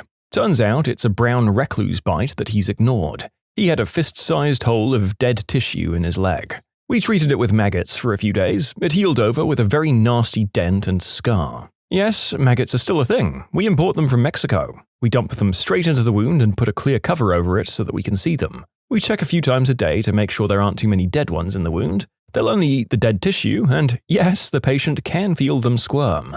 We also use leeches. They're good for the anticoagulant effect for things like finger reattachments. They keep the blood flowing and keep swelling down so the blood vessels can reattach and heal. We use cats in nursing homes to keep the residents in better spirits. Even the worst Alzheimer's patients seem to respond well to cats. We also use electric eels to help keep babies awake so that they… okay, that's not true, but it is funny. Oh boy, you had me going there, well done. And yes, please, when I'm an ancient old man, I would like to request several cats in eyesight at all time, please. I'll take or leave the maggots in my open wounds, even if they're definitely the best possible treatment. Ugh. I was the clueless patient in this story. I went to go see my doctor for a checkup. I had chest pains waking up that morning. I started to feel like someone was sitting on my chest. I walked 15 minutes to the physician's place, and apparently after he checked my breathing, he told me that I had to go to the ER to get my lungs x-rayed. Spent a week in the hospital for having a 40% collapsed lung. Doctors called it a spontaneous lung collapse. Really not the kind of spontaneity I'm looking for in my life. A lot of people are asking if I'm tall and skinny. I was pretty fit at the time. I was running half marathons. And I'd say average height, 5'11". Also, never smoked anything, ever. I went to an urgent care and somebody must have miscommunicated to the doc because I rolled into a room in a wheelchair and doc asked me about my cold. I said, I don't have a cold, but I'm not sure what I did to my leg, and I rolled up my pants. My kneecap was on the side of my leg. They seemed rather surprised and told me to go to the ER immediately. We just got a guy with Fournier's gangrene from a very alarmed family practice doc. His family jewels are in his thigh now. Let me just tell you, if you were thinking about searching Fournier's, it's gangrene on your private parts. Google Images has some exciting results, shall we say. Heard this story from my aunt who works in an eye center. One day, this woman came in with her friends, all drunk and high as F. She was holding her eyeball. Somehow she had managed to get hit in the face by a pair of heels, and it pulled out her eyeball in the process. The kicker is, after surgery and all that, she still seemed cheerful and even asked my aunt when her eyesight would recover. Apparently, she was under the impression that her eyeball could be reattached.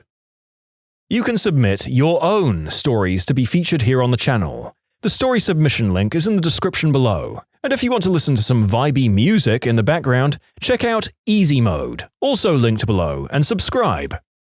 So I'm the moron patient in this story.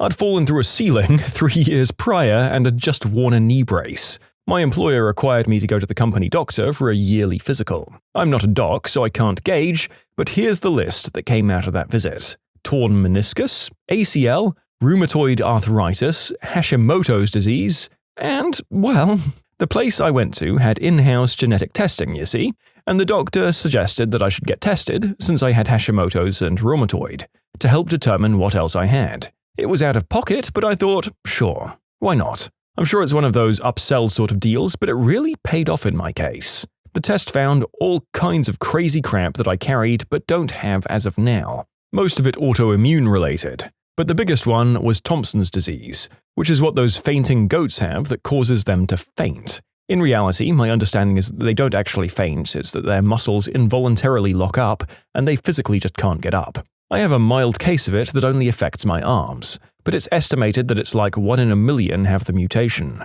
I have to wear a brace on my arms from time to time if I have to make a very quick movement. I'd had a lot of unexplained muscle soreness that suddenly made sense to me. Another weird side effect I have is that I have trouble swallowing food from time to time, and if I go all day without eating, it's almost impossible to hold my eyes open by the evening, and it has nothing to do with whether I'm sleepy or not. He's my primary care now. Amazingly thorough.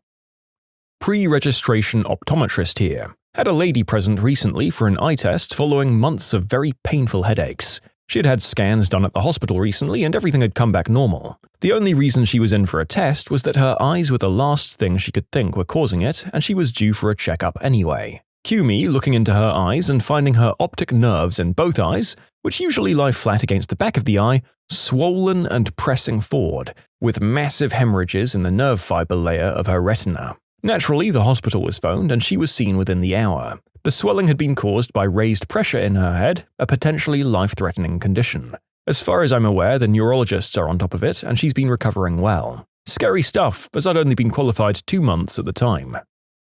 Okay, so mine's nothing on some of the things that are here, but I can share something I found myself. I'm an ophthalmic technician. Basically, my job is to do the diagnostic scans and workups on patients before the eye surgeon sees them for routine consultations. One lady came in, referred from her optometrist for cataract surgery. The optometrist did note she had a slightly higher than normal pressure in one eye at 23, normally ranging typically between 10 and 20. When I checked her pressure, it had risen to 35.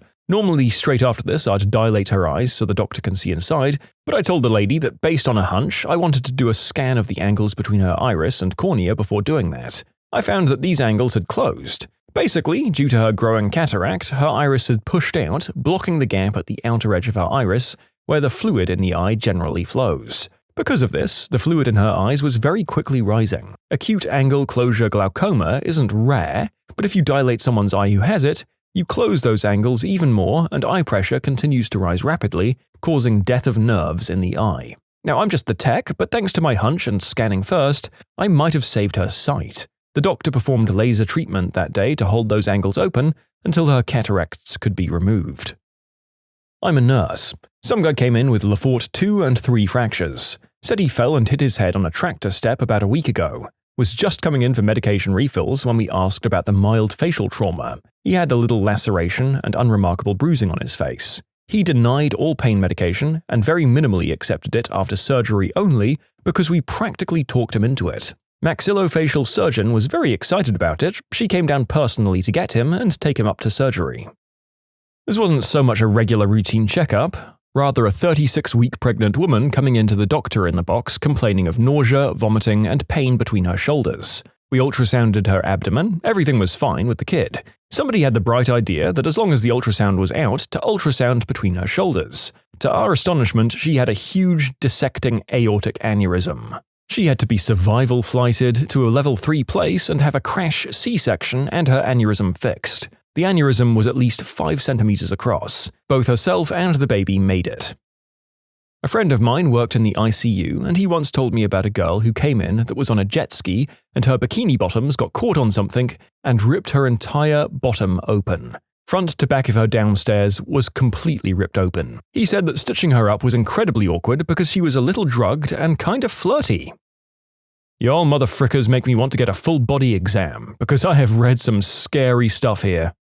Yep, better just go and book my next physical because this group of comments is basically telling me that any number of aches and pains over the last few years were probably a symptom of full-blown cancer or some deadly transmissible disease. YOLO! I arrested a guy after a brief foot pursuit for attempted burglary and several other nuisance charges. He was covered in blood from multiple small scratches when I first found him and had a decent-sized gash above his eye that looked like it just needed a couple of stitches. So I took him to the ER to get stitched up and they did a CT scan.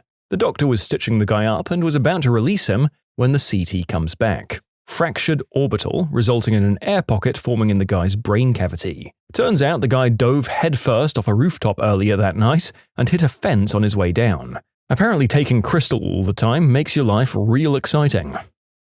Got a fever for a few days and had no other symptoms. I know that a fever without other symptoms can be really bad, so I went to the doctor. He says it's probably the flu and sends me home.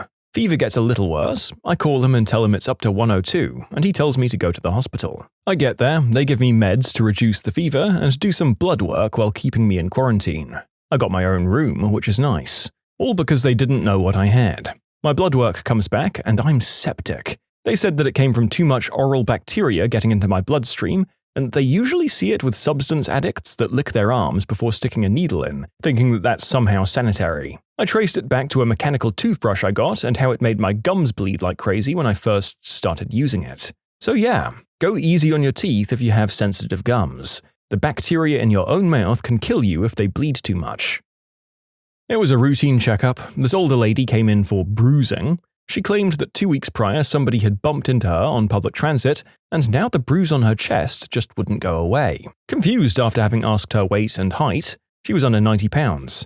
I asked if she'd lost any weight recently. Apparently, she's lost 40 pounds in the last 2 months. The bruise? It's malignant frickin' melanoma. Oh yeah, with metastasis everywhere. She was given a prognosis of 3 weeks to live. If I recall correctly, she passed in 2. Other injuries that rank high on the worst list: every pediatric code ever, firearm wounds to the face who are still conscious, patients who die with readily apparent defensive wounds, any injury that results in decorticate or decerebrate posturing, self-deletions who use razor blades to etch notes into their own skin, and those individuals on substances who rip both of their eyeballs out of their sockets with their own hands. Had a nurse back in South Africa who made this discovery. I was 6 or 7 and I just started feeling very ill. You know, fever, nausea, the standard symptoms of everything. I went to my family GP, who saw me and didn't even do a physical examination, declared that I just had a particularly bad case of the flu. Fast forward to 2 days later, I wake up in my bed, laying on my back, screaming for my mum in fear because I can't frickin' move. Total limb paralysis. Mum, being the good parent she is, made the call to take me to the ER. She mentions that our GP said it was the flu and that it might have been a bad symptom. The nurse, and bless this woman, decides to do a physical and finds a tick tucked away under my armpit. Turns out I had tick paralysis and it was pretty far advanced. According to the attending, via my mum, if it had been a day or even 5 hours more, considering what sort of mood she was in when she tells the story, I'd be dead because it would have shut down my respiratory system. Not as insane as some of the ones here, but gosh darn, I'm thankful for nurses even to this day. My uncle is a severe hypochondriac, and it almost always leads to complete hilarity. This is my favorite story of his nonsense. He, along with my aunts and cousins, had a big family trip planned about 5 years ago. Don't remember where to, but far enough that they had plane tickets booked. Fast forward to the day before the trip, my uncle says he can't go. He's been seeing this very weird object in the corner of his right eye for a couple of days, especially anytime he turns his head to the right. Naturally, to him, that means he's dying, and he doesn't want to die on that trip and make his family deal with flying his body back home to bury him. So, the entire family ends up staying home and cancelling their vacation plans. My uncle goes to the doctor 2 days later, convinced he's days away from death. He tells the doctor about this weird object he keeps seeing out of the corner of his eye, but can never really focus on it. Doctor initially thinks it might be an eye issue, but my uncle is convinced that it's a fast-spreading terminal brain tumor that is somehow foretelling his imminent death. Doctor takes a closer look, only to find the object that my uncle kept seeing in the corner of his eye is nothing more than an enormous grey ear hair coming out of his right ear. Literally like a 6-inch ear hair that often happened to find its way into his line of sight, most specifically when he'd turn his head to the right. In short, my uncle thought that an abnormally long ear hair was a sure sign of his imminent death. Guy came into our place with an opened sack. Santa? Med student here. I was shadowing in the ED when a bloke came in who messed up a huge jump on his mountain bike without his helmet on properly. He was going fast, landed on his chin, and slid along the hard dirt. Inside his mouth, he'd completely detached his lower gum from his jaw. Ugh! And his mandible was clearly visible as soon as he opened his mouth. There was a lot of blood and a lot of stitching to do. Ugh! What golden nugget of wisdom did you learn that changed your outlook on life? In the center courtyard of the Pentagon, you don't have to salute superior officers. It's a recreation and lunch area, and you'd basically spend the whole time saluting. So it's not required there. The source? My uncle, a Navy corpsman who currently works at the Pentagon. Stonehenge, the world's most famous henge, isn't actually a henge. A henge is a Neolithic earthworks, oval or circular in shape, sometimes containing wooden or stone structures and surrounded by a perimeter of a bank with internal ditch. So the famous stones of Stonehenge aren't even a necessary part of a henge, just an optional extra. But more importantly, the bank and ditch at Stonehenge are the wrong way around to make it an official henge. So Stonehenge isn't a henge. However, the earliest recorded use of the word henge is in reference to Stonehenge, so non-henge Stonehenge, despite not being a henge, is the thing all other henges are named after. If you don't have a toilet plunger and you've clogged your loo up, pour in a bit of dish soap and some hot water, the hotter the better, let it stand for 15 minutes and flush. Learned this way when I realized upon arriving at our hotel that my 8-year-old had clogged up our loo and I googled it. Found this gem, realized I'd packed a tiny travel bottle of dish soap, warmed some water up in the microwave, and lo and behold, it worked. I still use it sometimes at home when I don't want to be grossed out by plunging. Yes, my child still has a tendency to clog toilets. So there you go. X percentage of Y is the same as Y percentage of X. So if you're struggling to find 26% of 50, maybe 50% of 26, which is 13, is much easier to do quickly. Control-Shift-Escape opens straight to the Task Manager instead of Control-Alt-Delete and then manually selecting Task Manager. If your older parents or grandparents are suddenly acting out, get them checked for a UTI. In older people, UTIs can cause a psychotic or delusional episode. Monkeys have a very distinct way of tickling their monkey pickles, and yes, they do that constantly. In contrast to the normal human male way of forming a tube with their hands, they create a shovel with their hands and cup their equipment from underneath and repeatedly rub it. And no, I don't watch monkeys do this, I just saw it in a documentary. Update: guys, I really don't watch monkeys doing that all the time. Update 2: guys, seriously, this is like 4 days old now, how are you finding this? I don't watch monkeys having fun with themselves, I swear. I don't have links to monkey smut. I love this for reasons that don't at all pertain to the original fact that our poor commenter left here. And yes, the replies to this comment were almost all people telling him that he must watch this stuff all the time. I guess now that I know this fact, I can never bring it up to anyone else because of course it's going to raise suspicion. Horses have a massive blind spot on the front and back of their body. If you're ever around a tame horse, keep a hand on their body while walking around them. This lets it know where you are at all times and decreases chances of kicking out of shock or fear. This also prevents them from kicking you with as much force, as you need to stay very close to them for the full benefit. This is similar with goats, as they instinctively fight things coming head-on and should be approached from the sides. Also, ears are the gateway to a horse's feelings. Pinned back ears indicate an anxious or angered horse. Pinned straight up indicates curiosity and focus. At the beginning of every relationship, agree to assume positive intent. Talk about it often, don't forget about it, and make it the most important rule. Fights will be fewer, empathy will be greater, and your relationship will be stronger. Hot and cold water have different viscosities. Not enough to feel a difference, but enough to hear one when you're pouring it. Even though you have a VPN, it doesn't necessarily keep you hidden if skilled people wanted to find you. There are many things that can leak your IP that you have to isolate and fix, such as IPv6 leaks, DNS leaks, and WebRTC leaks. Also, every add-on that you add to your browser gives you a unique fingerprint that can lead back to you. You are not as secure as you think. Artillery was responsible for over 70% of combat casualties in both world wars. And 4% of sand on the beaches of Normandy is still made up of shrapnel. Oh, that last one's mind-blowing. Really drives the point home of how it must have been hell on Earth. A scorpion can hold its breath for 6 days, so don't think drowning it will help you out of your scorpion problem. A moose can run 40 miles per hour through 6-foot deep snow. For a garment to be labeled Made in the USA, the process only needs to be started and finished in America. In the case of a certain ladies' underwear line, the material is cut in the USA, shipped overseas for assembly, then shipped back to America where a seamstress sews a Made in USA tag on the item. My source? I'm an underwear factory worker. 9 months before Rosa Parks refused to move to the back of the bus, a 15-year-old called Claudette Colvin refused to give up her seat. 2 police officers arrested her. Colvin says that civil rights leaders didn't think a teen, especially one with a very dark complexion, would be a good poster child for their movement. When looking at renting a car or hotel room or something, type in your company's name, then the words discount code, then the vendor into Google. For example, Wells Fargo Hertz discount code. You can get better rates on these items usually. Iron can make your poop color turn black.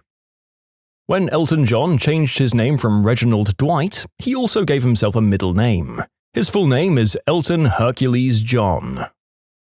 The Earth wobbles really slowly like a spinning top. It takes about 26,000 years to come full circle. In the process, the Northern Star changes. This is called precession. It's one of 3 major changes in Earth's movements, which are a part of the Milankovitch cycle. Precession occurs 26,000 years. Eccentricity occurs every 125,000 years, and obliquity occurs every 41,000 years. These cycles all have effects on Earth's climate. For more information, just search Milankovitch cycles.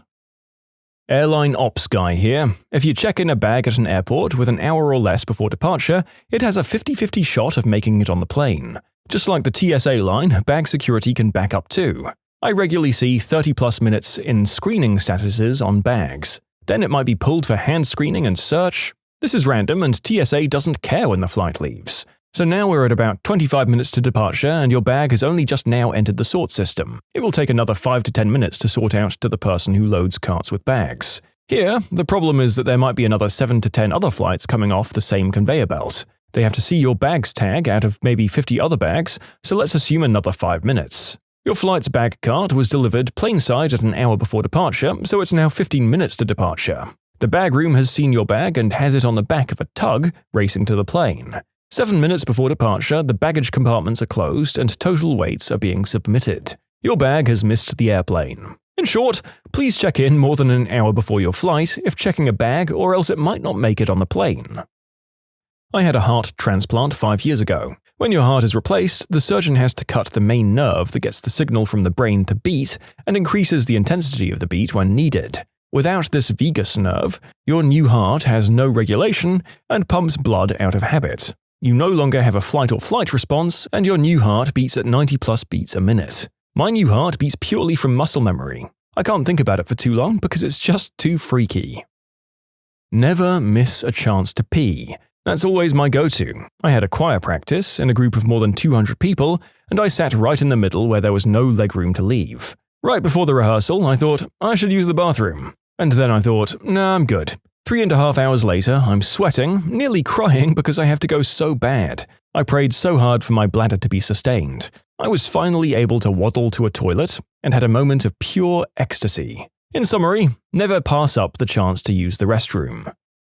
That's the old piece of advice from Winston Churchill, isn't it? And although it's sound, it has to be pointed out that he was a 60-something-year-old alcoholic man with a terrible diet even for World War II, and was likely far more regular than any of us. Bloody miracle the old bloke shuffled off his mortal coil at 90, if you ask me.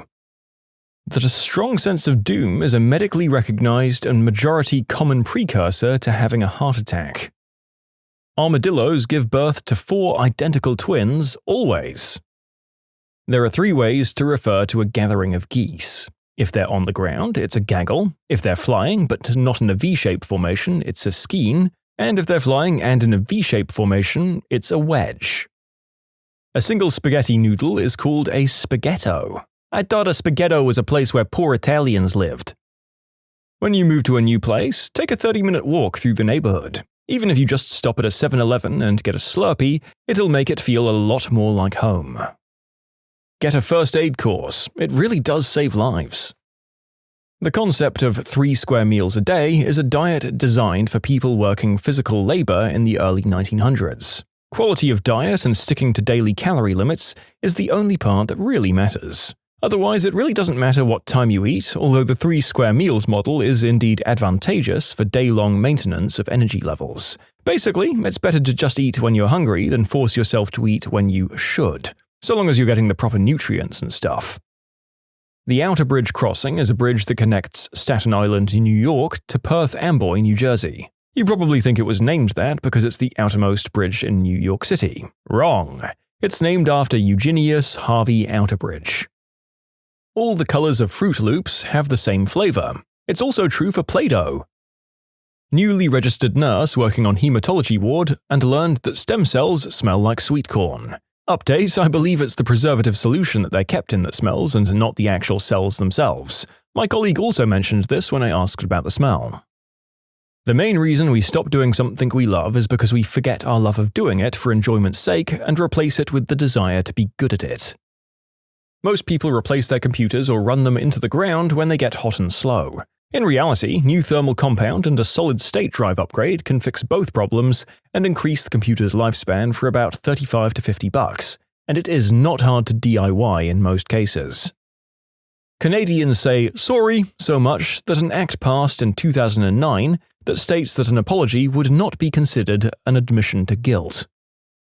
You can submit your own stories to be featured here on the channel. The story submission link is in the description below, and if you want to listen to some vibey music in the background, check out easymode, also linked below, and subscribe. It's 100 times better to break up when you're in a crap relationship than trying to fix it up for the nth time. I work front desk at a hotel. I've seen this before, so I hope it's new to somebody. Don't use sites like Expedia and stuff. If you book directly with the hotel, you can always call to make changes.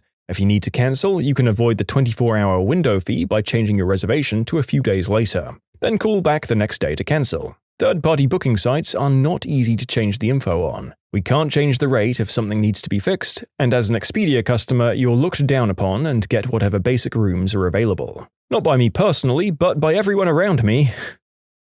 The grey rock treatment is an incredibly useful method of dealing with narcissists and toxic people. If such a person is going at you verbally or behaviorally, screaming or posturing or trying to fight, become like a grey rock in a river. No reaction, don't answer, no movement. Just sit calmly and let the stream of crazy flow past you. Bonus points if you can stare blankly. When people thrive on causing a reaction, they absolutely cannot compute when they get no reaction. If you're in physical danger, obviously react to keep yourself safe, but don't argue, explain, or defend verbally. You'll never change a narcissist's mind, it's just walking on a treadmill. And obviously, no one solution works for everything. Keep yourself safe first and foremost. So many people have correctly pointed out that with people prone to physical violence, grey rocking can make them angry enough to escalate. Please evaluate your situation and the violent party, and use whatever tools are necessary to protect yourself.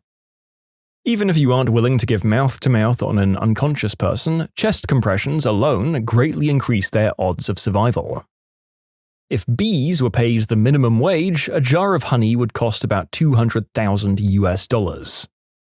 Splooge, or baby batter, washes off best with cool water. Using hot water can cause the proteins to denature and makes it stickier. If you carry a baseball bat in your vehicle for self-defense, also carry a baseball glove. Even if you don't play baseball, your lawyer will appreciate it. If you ever have a baseball bat and need to use it as a weapon, put a sock over it so that if somebody tries to disarm you, they just slide off with the sock. You heard it here first, zombie apocalypse preppers. Chuck your brightest, pinkest sock over that bad boy so the zombies can't grab it off you. Also wild that I literally had two baseball assault-related comments back to back from one another. When choking on food and you can't get help, you can get into a push-up position and then just drop down. The ground hitting your stomach and chest could cause what you're choking on to dislodge. Somebody has commented to explain that this was created by a fireman, not something that firemen necessarily do themselves. You can also dislodge by jabbing the back end of a chair into your stomach. Please look up a guide on how to do this so you don't just stab yourself in the tummy with a chair leg. There are about 60,000 characters in the Mandarin language. A very literate person will know 20,000. The average person from 5,000 to 10,000. If uneducated, around 3,000. Each one of the Yamato-class battleship's main gun turrets weighed over 3,000 tons, heavier than the average US destroyer. If you were on a destroyer in the US Navy during World War II, you ran the risk of having to fight a ship whose primary weapons alone displaced more weight than your entire vessel. Gary Newman is 13 days older than Gary Oldman. If you see a job you really want but aren't qualified for, apply anyway. Don't tell yourself no. Make them tell you no. You might be pleasantly surprised. Both my son and daughter followed this advice and got a job that turned into a career. As a manager who hires people, yes, apply for everything you're reasonably competent for, even if you can't check all the boxes. Most of what I look for is experience and practical application of knowledge, skills, and tools. Even so, I'm aware that many aspects can be taught easily and quickly. We're also looking for general intelligence and character, good mindset, and work ethic. I manage the engineering department at my company. Even people applying for design, manufacturing, QC, or whatever we happen to be generally looking for aren't applying with the exact correct degree. There's a ton of overlap. Heck, what I even went to school for, I've barely used, nor have I really been hired on specifically for it.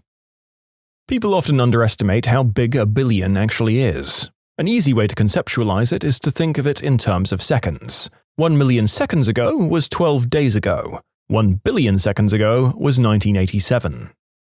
The tensing of leg muscles will deflate unwanted rigidness of the male organ. Caterpillars are physically unable to burp. The human butthole can stretch up to 7 inches before taking damage. A raccoon can squeeze into holes as tight as 4 inches, meaning you can take almost 2 full raccoons up your butt. A 30-minute walk every day decreases the risk of you getting dementia. I keep meaning to do that, but always forget. The odds of you finding a gold nugget in a day are 0.0000784% on average. So, you're saying there's a chance?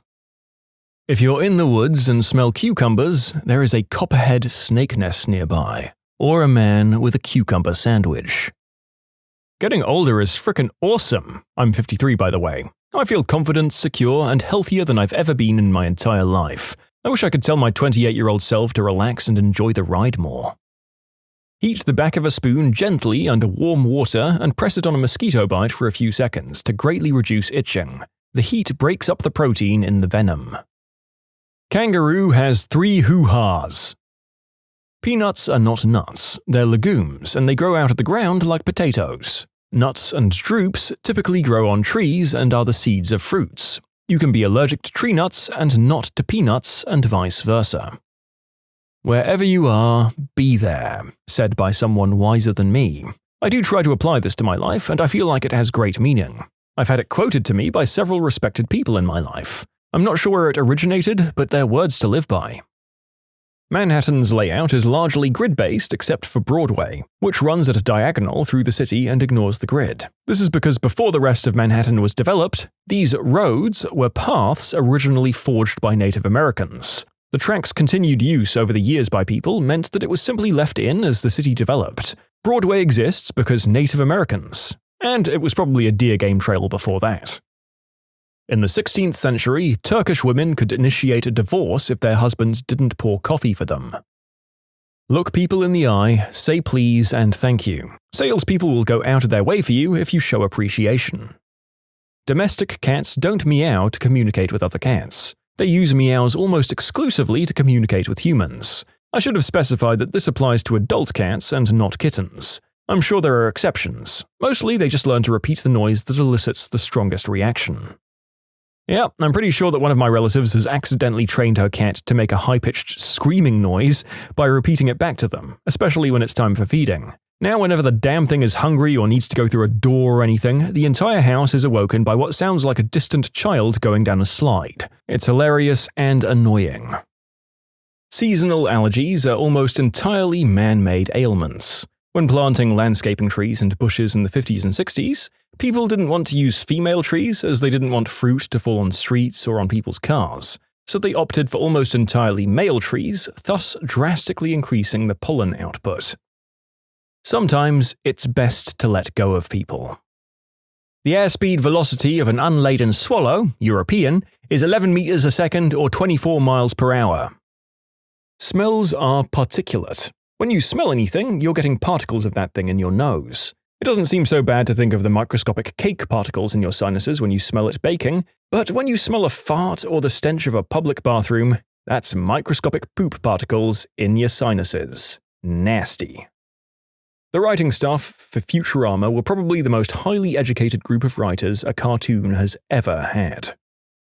Don't buy French bulldogs. They're a fad breed that was sick to begin with, and so many people are being scammed by backyard breeders and puppy farms. They're just so depressingly broken. If you do buy one, even from an official breeder, be prepared for allergies, ocular bleeding from eye pressure, hip dysplasia, cheery eye, trachea collapse, twisted spine, and dreadful breathing problems. They are expensive. Too many teen girls buy them and can't afford the allergy meds and food and just leave them to suffer. One visited the clinic last week, collapsed and died because of an extra long walk in the sunshine. Just don't do it. Let this breed disappear and buy a dog with a nose, please. The pain of discipline is temporary, the pain of regret is permanent. Vaccinations don't cause autism. I believe the reason many anti-vaxxers believe that they cause autism is because unvaccinated children don't live long enough to be tested for autism. Don't put up with anyone who constantly puts you down, especially anyone from your own family. People can overlook how damaging it can be to your well-being. I don't care what they make you think you did to deserve it. You don't. Full stop. Never pour water into any acid because it will splash out acid at 600 kelvins, which is like 300 degrees Celsius. If you have to mix water and acid, always put water first, then acid. This is because the reaction of acid dissolution is exothermic, meaning it will create a big quantity of heat, thus the splashing. But if you put a drop of acid in the water, the reaction won't heat enough to splash. The distinctive smell, or petrichor, of summer rain is caused by the molecule geosmin, a byproduct of Streptomyces bacteria. Most of us fit and active people don't enjoy exercise, we enjoy the feeling when it's done. So if you hate running, hate cycling, and hate lifting weights, most of us do too. Don't wait for something to click, just get out there and do it and get it done. You'll enjoy how you feel later in the day, and you'll be proud of the results long term.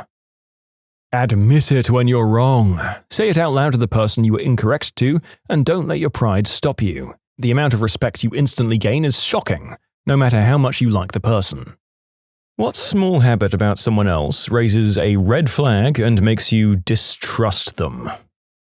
When they talk mad trash about everyone around them to you, and since it's all nonsense, you just let it go in one ear and out the other, but then the moment you vent a frustration, they run and tell everyone this exaggerated story which makes you look awful, and the whole time you know they're at the fire starter, but you can't say anything without looking petty. And that's how I quit my job. You'll have fun with that. When they can't be happy when their friends succeed in the ways they haven't. If your jealousy is that profound, I don't want to be around you. One better syndrome, where no matter what your experience, your history, or your anecdote is, theirs is better, worse, or funnier. When I was younger, we called them the one-uppers. When someone borrows something and never even attempts to return it or mention it until you bring it up. Not respecting my decision when I say no to something small. Thank you for letting me know that you don't respect boundaries. When they put a lot of energy into manipulating people instead of just living their lives. Many have pointed out that what I'm describing is not a small thing. Overall, that's true. However, what I'm talking about is the small, subtle efforts these people make throughout the day. That's what came to mind for me when considering the question. When they don't respect people's boundaries, borrowing things without asking personal questions when you're not close, borrowing a small amount of money and not paying it back, stuff like that. They constantly talk crap about others, but all the stories are skewed to their favor. I watch my mouth around people like that and try to only say things that I don't mind getting out. Bonus points if they add how these people are positively influenced by the storyteller and how he had helped them in their lives. Being in my 30s now, it still baffles me how friends of mine on Facebook continue to post obscure statements about cutting people out who are ungrateful or what have you. Always feels like needless drama that could have been avoided earlier on because adults, but whatever. Honestly, this has made me realize that I see more baffling and passive-aggressive posts from people my age and older than I do in the Zoomers coming up. Maybe the Zs are actually smarter than us about the dangers of social media after all. People who can't keep something to themselves and talk about another person's private matters. I'm very private about myself, as trust takes years to build up, but seconds to shatter. If they make up an answer for something instead of just saying, I don't know. I married my husband in part because I told him my car was making a funny noise and could he help, and he said, I can open the hood, I can look at it, I can say, yep, that looks like an engine, and after that, I'm lost. They told me not to tell anyone, but I'll never trust anyone like that. If they tell me people's secrets, they'll no doubt tell other people mine. If they don't use their blinkers, and we're talking about before you change lanes, turning them on mid-change is useless. I already see you in 2 lanes, you're not warning me of crap now. Any interviewer that brags about the family atmosphere at work or puts too much emphasis on the culture. We work really hard, but we're like family, so it's totally okay if we take advantage of you.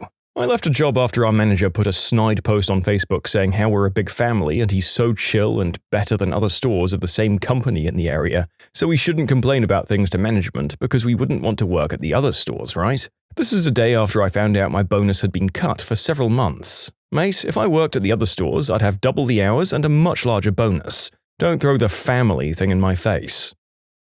Passive aggression. For example, instead of telling me what the problem is, doing a bunch of petty crap seemingly to retaliate and expecting me to know why. Hey, I'm having some people over this weekend. I'm gonna have drinks and some food. You should come by. Weekend comes by. Thanks for coming, everyone. So today I'd like to talk about an amazing business opportunity. Hell nah to the nah. Oh, my boss did this to me and my wife once. Went over thinking it was going to be a regular boring dinner party, but his wife wanted us to donate a few thousand into her candle company. Turned to crap when they started arguing about their relationship and got the cops called over. Worst dinner I ever had. Someone who constantly interrupts. I don't trust physicians who never say, I don't know. The most dangerous physicians are the ones who make a bad call and then defend it with all of their might. Those who answer a question incorrectly with supreme confidence. If a doc occasionally says, "I don't know, let's look it up," then I know I can trust her or him. If you make a snarky or rude comment to me disguised as something neutral or helpful, only something I've encountered with other women, honestly, it's something you pick up on if you pay attention, but it's usually really subtle. Here's an example to paint a picture. I recently was at a work event next to a chocolate fountain talking to one of my male co-workers, a friend for a couple of years, totally platonic by the way. And while his back is turned to me for 1 minute, this woman, who I've never spoken to before but see around the office, walks up to me and says, "You have chocolate on your face." And I thought, oh crap, homegirl was looking out. And I asked her where, twice, and she ignored me despite me being right next to her. I was standing by the fountain but hadn't eaten any chocolate, so I pulled my coworker friend over and asked him if I had anything on my face. And he said no, checked a mirror too. She made it obvious the rest of the event that she was into him and wanted me to step aside so she could talk to him. It all felt like such a high school, let me assert my dominance to hide my insecurity bullcrap act. I don't trust people who don't have the self-confidence to command attention or respect without being catty or bringing other people down. When they state something that you know to be false as fact. And the real test is how they react when corrected. If they graciously can accept when they were misinformed in light of a polite correction or evidence to the contrary, then hooray for learning and personal growth. When they double down, then we've got a real problem. Repeatedly not following through, on small things too. "Hey, I'll talk to you later this afternoon." Nothing. "I've listened to this great song, I'll send it to you." Nothing.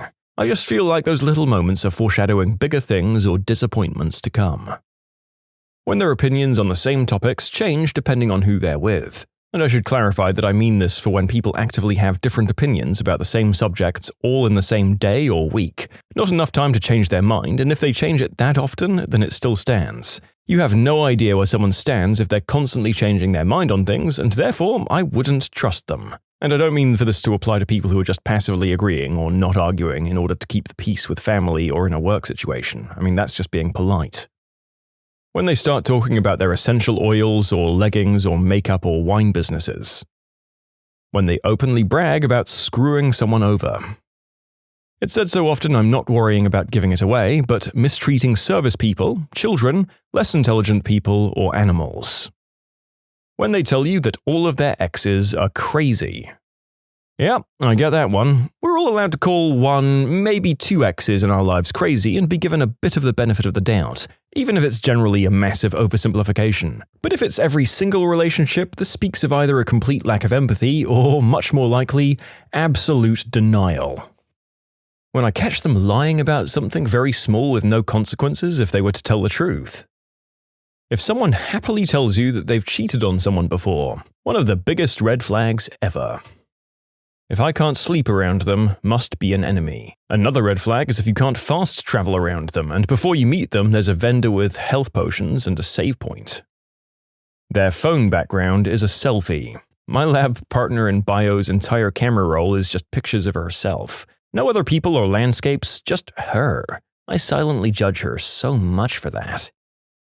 When they give non-apologies after doing something wrong, like, "I'm sorry to see you feel that way," instead of, "I'm sorry I did that," or "That's just the way I am," or "Why do you care so much?" or "It's not a big deal." I have to say it, but sometimes apologies aren't warranted, and if someone screws me over or does something that tees me off and expects an apology, they can jump in a wood chipper.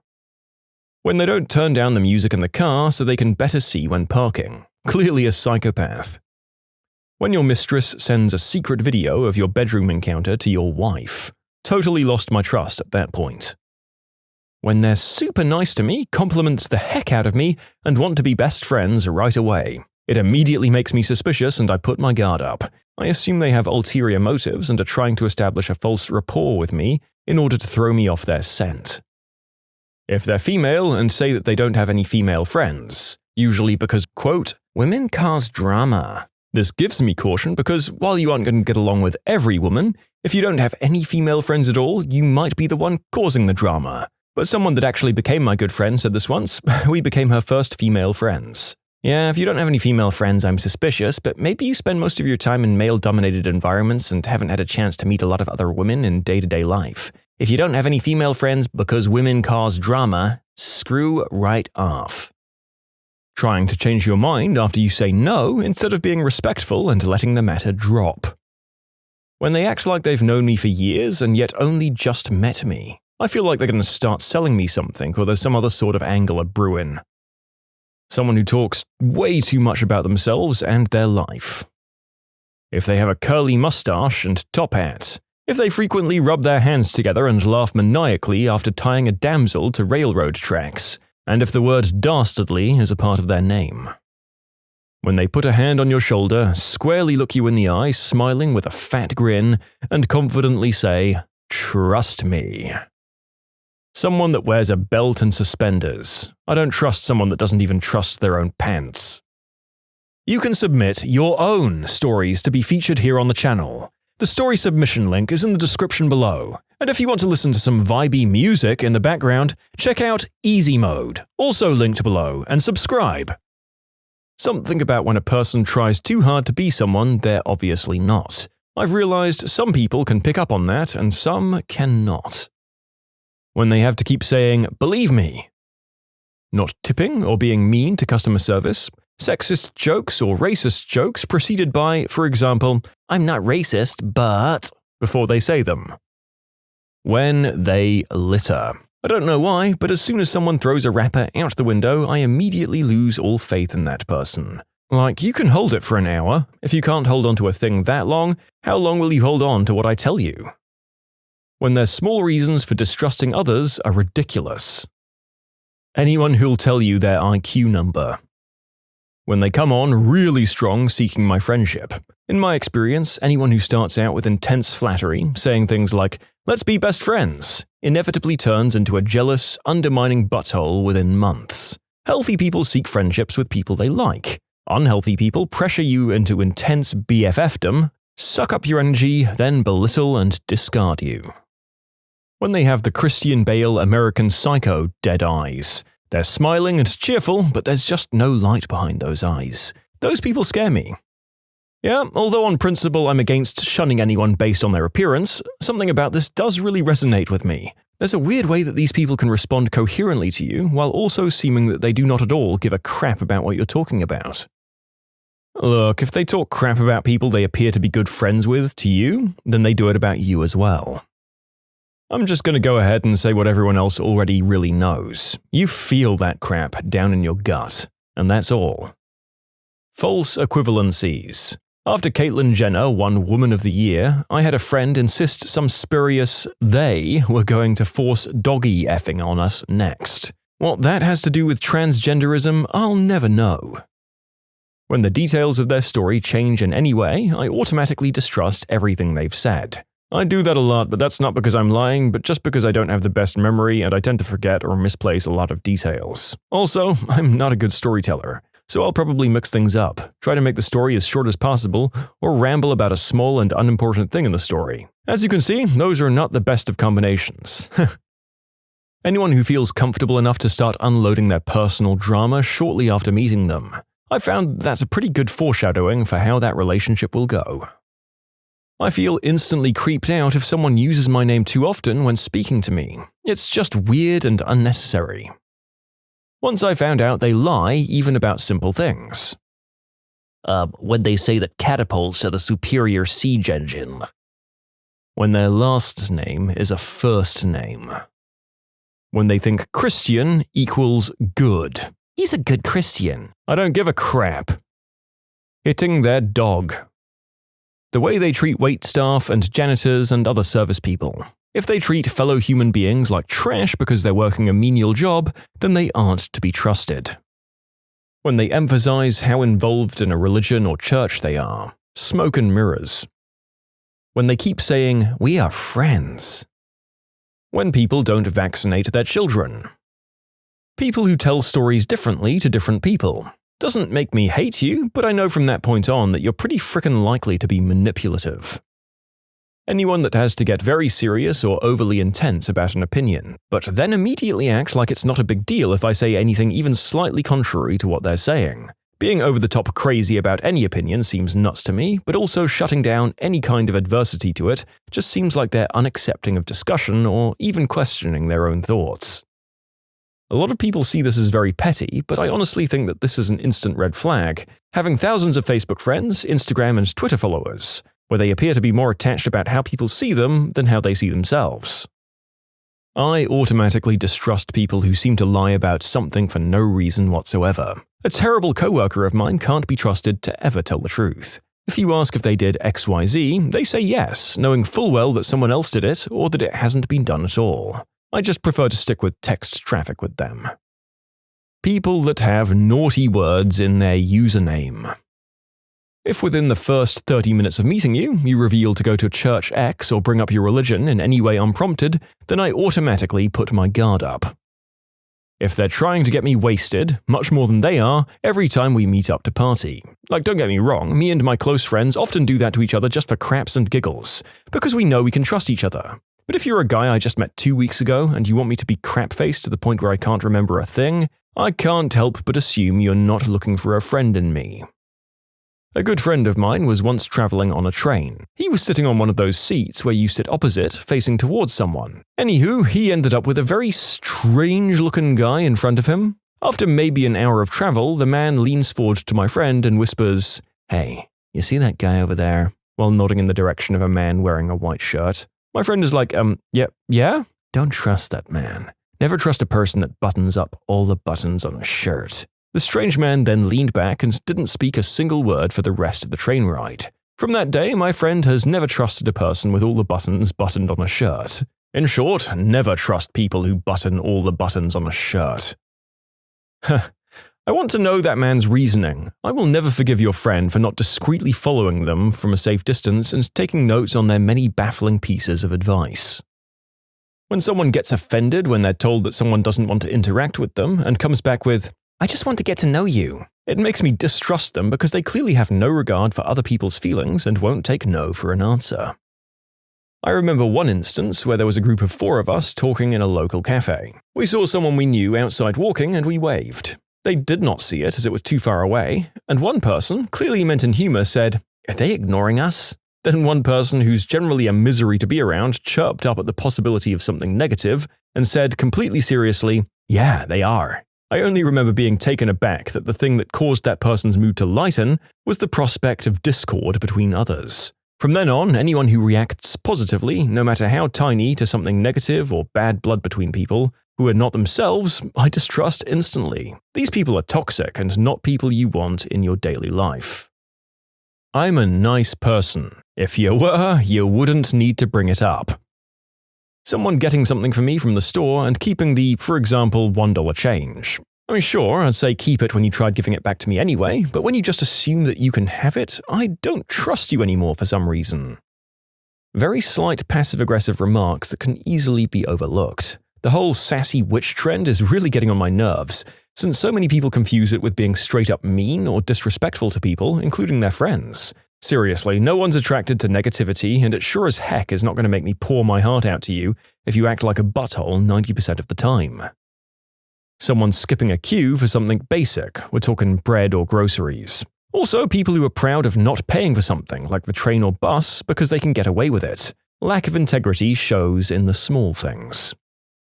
Talking over me. It doesn't happen much these days, but during my school days, I sucked at human interaction, so people would usually treat me like I didn't exist or matter in a group conversation. I've contemplated on multiple occasions the possibility of buying a mini whiteboard and marker to keep in my backpack at all times, and when someone starts interrupting me, I go silent and use that instead for the rest of the day for everyone. I did not like being treated like that as a kid. I ain't taking it anymore. In fact, I think I'll order the whiteboard this weekend. You know what? I just don't trust people that don't curse. Responsible firearm owner here. I don't trust people that are obsessed with weapons. If you have an unreasonably large collection, have to have one in every room of your house, carry at least 2 of them wherever you go, you're either obsessed with power, always starting crap, or you're very paranoid. Or just a combo of the 3. There are many folks I know that fit the profile of George Zimmerman, and I don't trust any of those guys that get such a raging obsession for killing tools. Seeing people manage their money improperly and blaming it on society or a third party. A MAGA hat. When they don't wash their hands after using the bathroom. If they don't like dogs or they show cruelty or anger in any way towards animals. A lot of people are rightfully scared of dogs from attacks and other bad experiences. Animals in general, sure, but if someone gets anxious around Rottweilers, it doesn't make them a butthole. If they treat housekeeping, custodians, janitors, maintenance, or garbage men like crap. People who never admit to fault. In my experience, this person will throw anyone under the bus if they have to. Jesus fish on vehicles, advertisements, or signs. Prepare to get screwed. When my dog or cat is unnaturally afraid or spooked by them. When they say they're honest right when you meet them. Fake moral outrage or moral outrage over extremely trivial stuff. When they start most of their sentences with, "Now, I'm not gonna lie." It's not necessarily their fault, but if your voice and your way of speaking sounds like that of a stereotypical D-bag, then it's going to take quite a bit to try to convince me that you're not in fact a D-bag. How did a single-race couple react when they delivered a mixed-race baby? I work for a mortgage company, and a prior customer came in to inquire about buying another home. I asked him why, and he replied that after his third deployment overseas, he came home to discover his wife had given birth to a black baby. They are both white. He said he tried to stay with her and work things out. Fast forward 2 years and he returns from his 5th deployment overseas, and she's given birth to another black baby from a man different than the father of the first one. And that time he told her to pound sand and got the F out of there.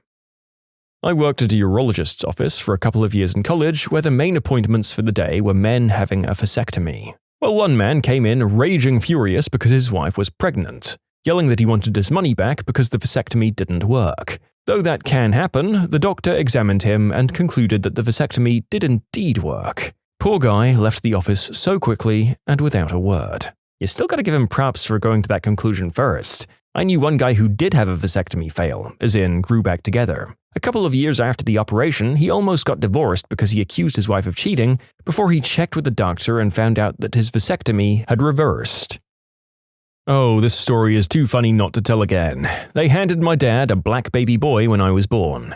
I was born December 31st during a snowstorm, and needless to say, there wasn't much of a staff, it being a holiday and with terrible weather. I guess things got crazy because after I was born, they took me to clean me off and then handed my dad a little black baby. Needless to say, he was confused. He said there was some cussing before things were figured out. Apparently there was a moment of panic even though he knew the baby was a boy when it was meant to be a girl. Luckily, I was the only little white girl born on that night, so they knew which baby belonged to them and fixed that mess up pretty quickly.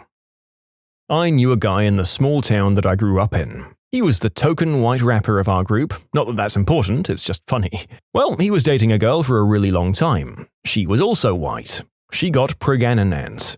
Well, the whole time he had told everyone he was going to be a father, his family, friends, everyone. His family had bought the child clothes and baby beds, and they'd even prepared a place at his mum's house to be the baby's nursery. Well, the day came and the baby popped out black. He claimed he took one look at the kid, turned and walked away, and refused to ever talk to her again. He refused to take her calls, dropped all of her stuff off at her house, and basically never saw her again. I can't imagine the embarrassment, the hurt, and how changed your life is after something like that. I mean, maybe he was just that good at rap. That is simultaneously hilarious and an awful undermining of this poor man's heartbreak. But thank you for making me laugh and guaranteeing my place in hell. I work as a biology professor, and I did Intro to Bio, where I had my students do traits. We're talking about widow's peak, hitchhiker's thumb, stuff like that. So this girl in my class finds out that mum and dad both have 2 recessive traits, and she is dominant for those traits. It was the first time mum had told anyone that dad could have possibly not been their dad. Daughter was 19 and didn't see how that went down, but it was really weird for the girl to describe how she found out dad was not her dad. It took about 300 students for this to be brought to my attention. I don't do this lab anymore. In short, I outed a cheating mum with genetics homework. A white couple delivered an Asian. Twist, it turns out the father was secretly Asian. I was born 27 years ago to a very nice white couple. As the title of this video implies, I came out Asian. Right after the delivery, they take you out back and clean you up while your mum gets comfy in a regular hospital bed. During this little wait, my dad was seething, but he couldn't bring himself to accuse his fiancée of anything after the ordeal that she'd just gone through. So he resigned himself to be all smiles in the hospital, avoiding signing the birth certificate and to bring it up at home. Well, after waiting for an eternity in the hospital room, they bring me in and the doctor says, "I'm sorry, your son has jaundice." At which point my dad leapt into the air and thanked heaven that I was not Asian, I only had liver failure. I was born dark, brown eyes, black hair, and dark skin.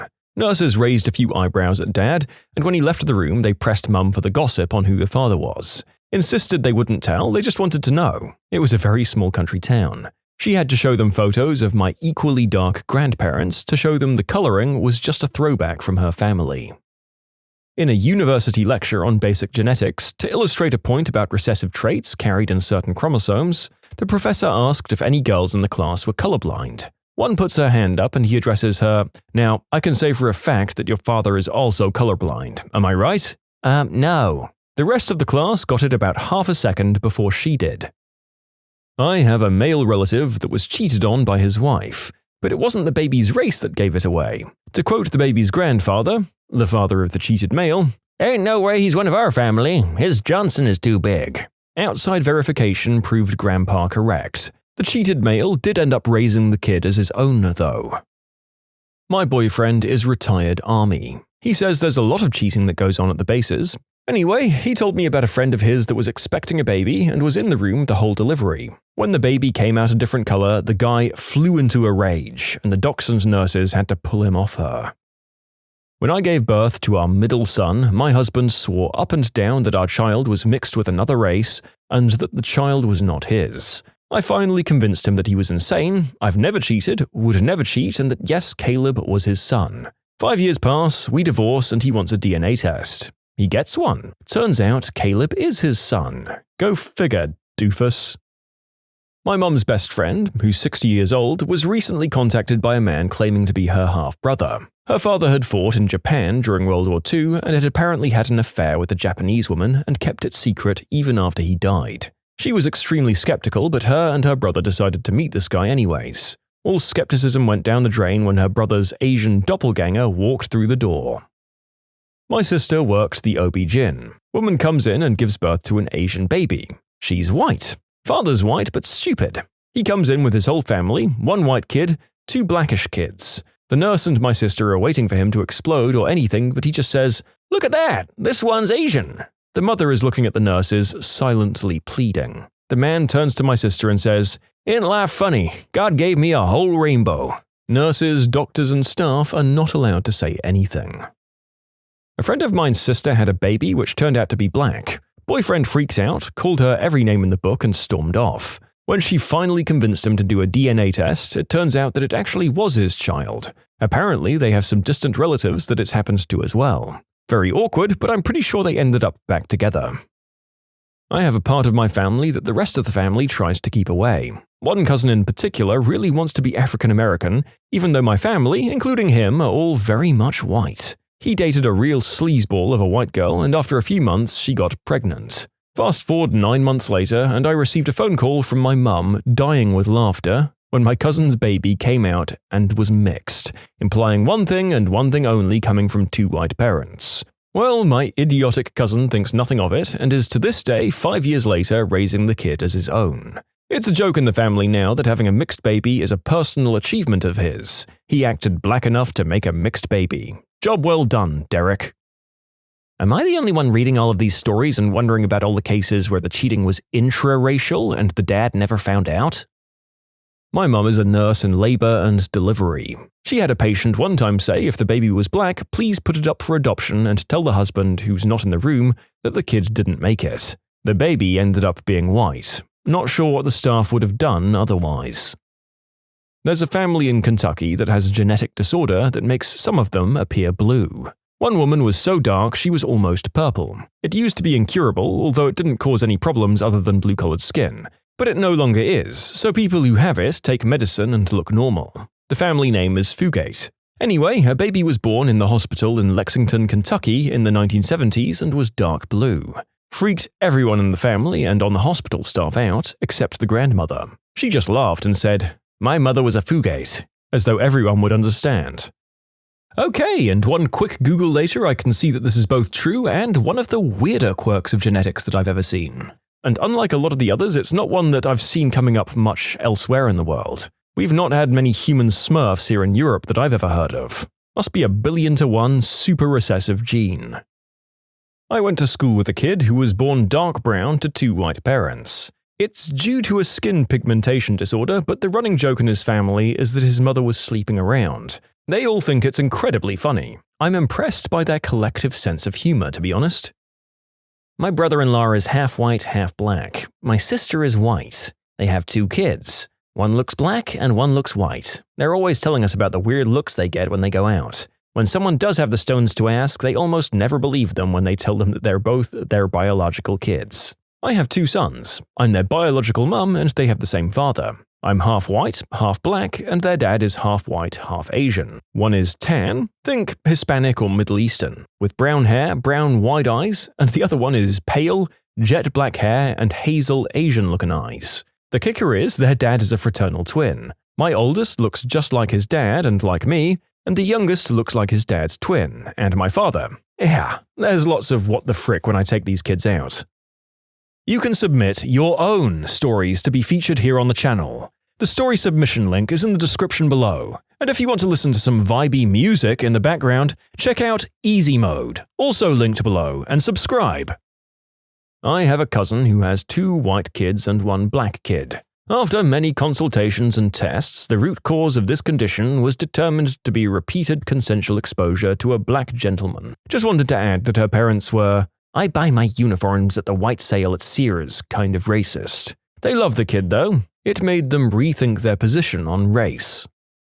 Knew a guy whose fiancée cheated on him during their honeymoon. Anyway, kids were on the way and she ends up giving birth to triplets. All of them dark with afro hair. She and he were both white. Guy took it pretty hard, but he always wanted kids. So he put up with it, and eventually the witch left him for the guy she cheated with. He kept the kids, put them through school, loves them more than any father I've ever seen. They don't for a second think of anyone else as their dad. Well, a few years down the road, he started to have some mental issues, and well, long story short, he ended up fighting his split personality over a girl he was escorting in the witness protection program. The kids stole a helicopter and went to rescue him. What?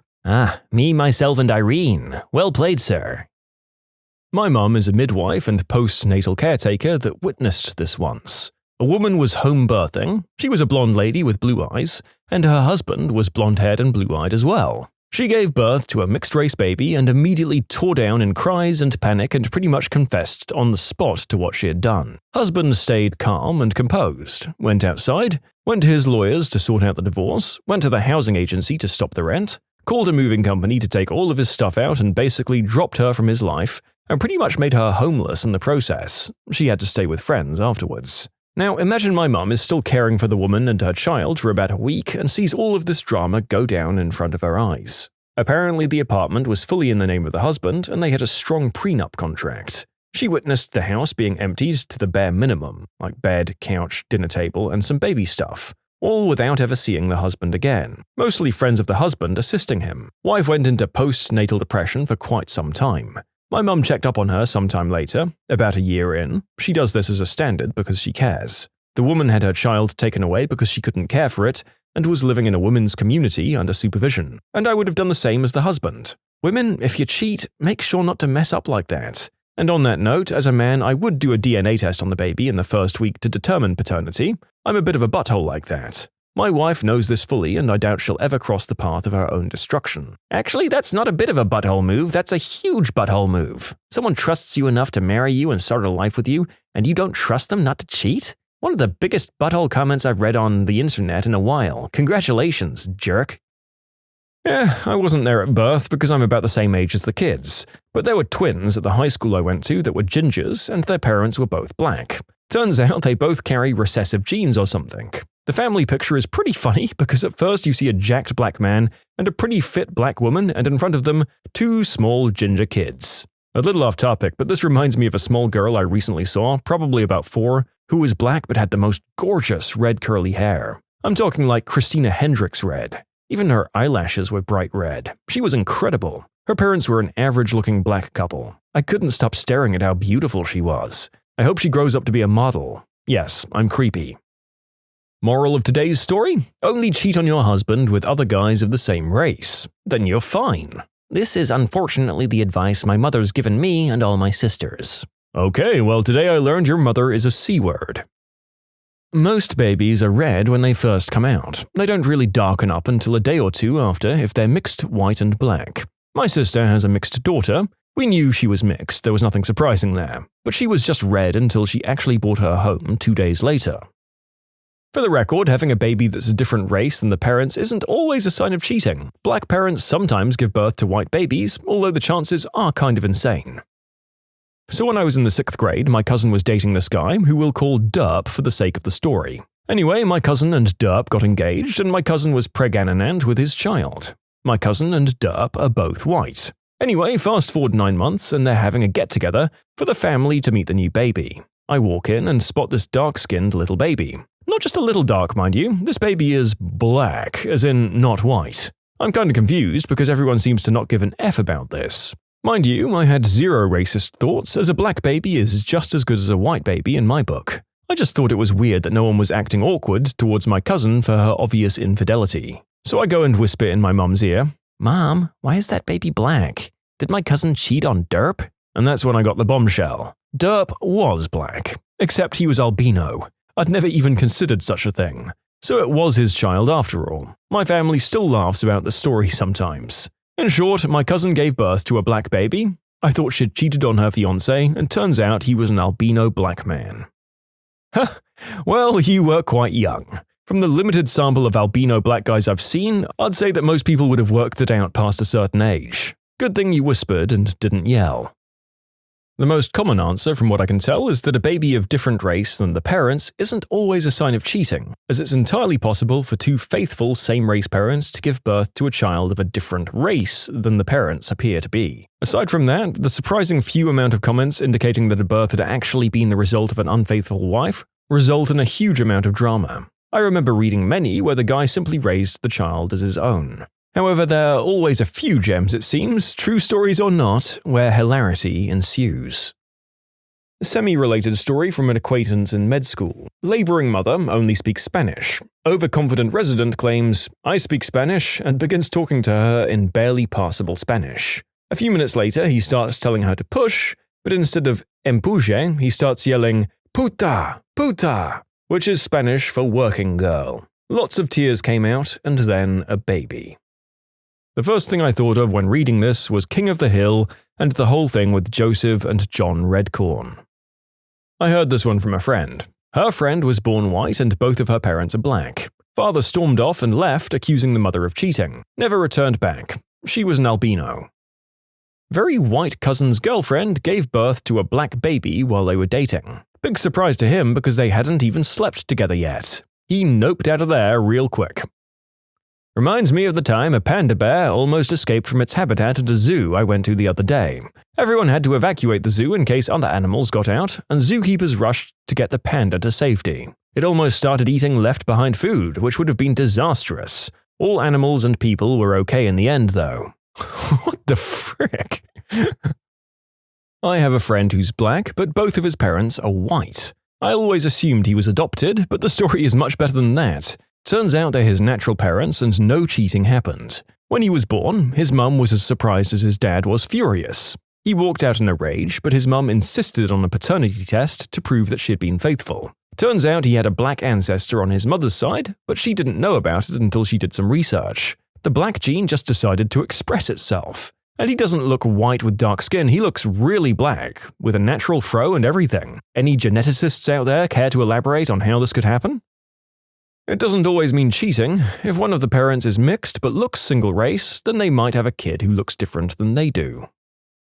This is a cheating story, not a mixed-race baby story. I was working in the ER one day and we had this guy come in via ambulance with his girlfriend and her family. I checked them in, thought nothing of it. 20 minutes later, his wife and her family come in. First words when I hear that his wife wants to see him are, oh boy. The waiting room actually became akin to a war zone. We had our entire security staff in there to keep them apart after the first couple of fights broke out, and then the guy says that he wants his girlfriend with him and no one else. Needless to say, it was an entertaining day. My teacher read this over my shoulder and said, oh, of course they blame the wife. Why couldn't it have been the husband? And she was dead serious too. Ugh, this woman's educating me. There was a white couple who already knew the child was going to be black because the woman had been with a black man before they were dating. They were planning on making a big deal about it in front of the hospital staff as a practical joke. So recently single me goes to visit a good friend and his wife for a weekend of boozing and hanging out on the water and at the beach to get over the sadness of my being recently singled. Being the best of hosts, it turns out that this involved a little three-way fun with his very willing wife. So we carried on through the weekend, enjoying all manner of fun stuff together. Kept it wrapped up the whole time. I then get a message a week later from him indicating that they're expecting. Even though we played it safe, it was a tense 9 months to make sure the baby did not resemble me in any way. Unfortunately for all of us, it didn't. My buddy was in the military and his wife delivered their first child. The doctor ran a test on the baby to determine the baby's blood type. The baby's blood type came back and my friend double-checked his dog tags. He asked the doctor if it was possible that the child was his based on blood type. The doctor said no. He starts to fume and the wife gets upset. Then the doctor says, "Hold on," and retests my buddy's blood type. It was wrong on his dog tags. The docs say that error is extremely common. Good thing he never needed a transfusion. What did someone say to a cop that immediately incriminated them? My father was a cop for many years, and one of his favorite arrest stories was when he pulled someone over for simple traffic violation. I think the guy in question didn't do a full stop for a stop sign. When my father asked, "Do you know why I pulled you over?" the gentleman responded, Yeah, it's because of all the substances in my trunk." After my father read him his rights and was putting him in the back of his car, my dad asked, "Just out of curiosity, how did you know I knew you had substances in the back?" The man ushered to the radar detector in the front and said, "I saw the substances detector on the dash and I knew you had me." My father still laughs about this one 20 years later. I was sitting in my patrol car watching cars drive by one night and I see a 4-door car drive by and see it has a tail light out. Now usually I just stop the vehicle and let them know that it just needs to be fixed. So I turn on the old cherries and berries. We go through procedure. "Hey, I'm Officer Corb with the police department. Do you know the reason I'm stopping you?" Is it because I'm wasted?" I was very taken by surprise. "Why don't you go ahead and step out of the car for me?" I'm not a police officer, but I got pulled over and I thought it was because of an illegal U-turn I did. And as the cop goes, "Do you know why I pulled you over?" I sheepishly responded, "It's because I did an illegal U-turn." He kind of just stared for a moment and switched on my headlights and said, "Your headlights are off, and stop doing illegal U-turns." Oh, I'm the idiot in this situation. Being apologetic by nature, when I got pulled over for rolling through a stop sign, I said, "I'm so sorry, officer, I do it all the time." Man was beaten unconscious by 3 men. I caught one of them escaping on foot, but he vigorously denied any knowledge of the incident. Another officer, who had collared someone he thought might also be involved, unfortunately had little evidence other than the fact that the guy was running away and he couldn't really account for his presence. The other prisoner was being taken to a cell just as I walked into custody with mine. My prisoner looked at the other one and immediately yelled, Matt's got nothing to do with this, you should let him go, he wasn't even there." A+ for friend loyalty, C- for avoiding self-incrimination. I guess his only crime was being too good of a friend. And the beatings, of course. There was that, wasn't there? If he can just wean off that second nasty habit, this guy is set with good pals for life.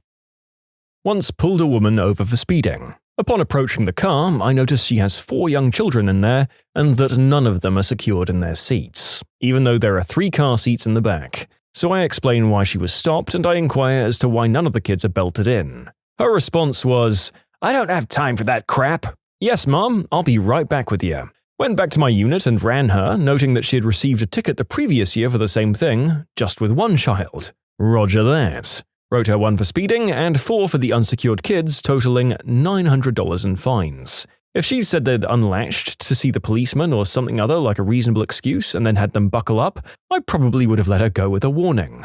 Buckle your frickin' kids in. Pulled over a guy on suspicion of drink driving.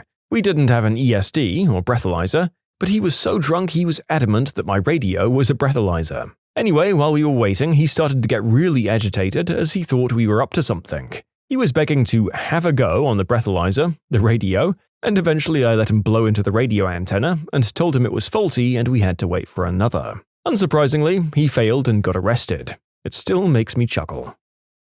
When I was a teacher, I stood with Officer S, the school police officer, in the morning out near the bus lanes to greet students. One morning, a mum drove up to drop her child off, rolled down the passenger side window and called out to Officer S, "If you get a call about a break-in on Smith Street, don't worry, it was just me." She then proceeded to roll up the window and try to drive away while he ran after her shouting, "Excuse me, ma'am, I need to talk to you," and I just laughed my butt off.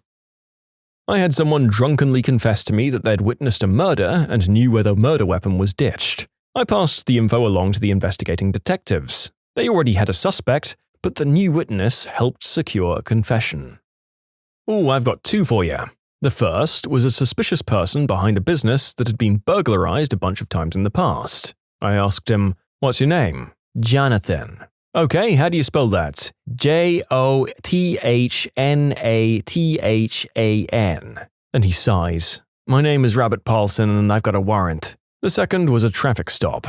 The driver was in tears, begging me not to give him a speeding ticket since he was going to have his license suspended. So I said, "Tell you what, if you've got any information about something more serious than this ticket, I'll give you a warning." "Oh, a couple of buddies and I broke into a bunch of cars by Main Street." "You've got to be kidding me." "I swear, all the stuff we took is at my friend's house." Turns out the driver was part of a group that was going through cars that were unlocked. We ended up arresting 4 people, 2 adults, 18 years old each, and 2 juveniles. They all went to jail for a few years, but I kept my promise and did not give the driver a ticket.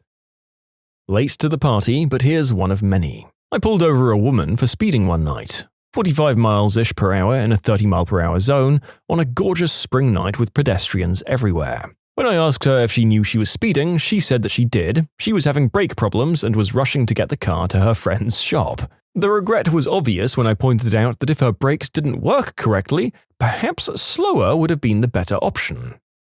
In my state, driving with a suspended license is a non-criminal traffic offense. However, knowingly driving with a suspended license is a criminal traffic offense. More often than not, when I pull someone over with a suspended license, they always start out by saying something along the lines of, "Look, I know my license is suspended, but..."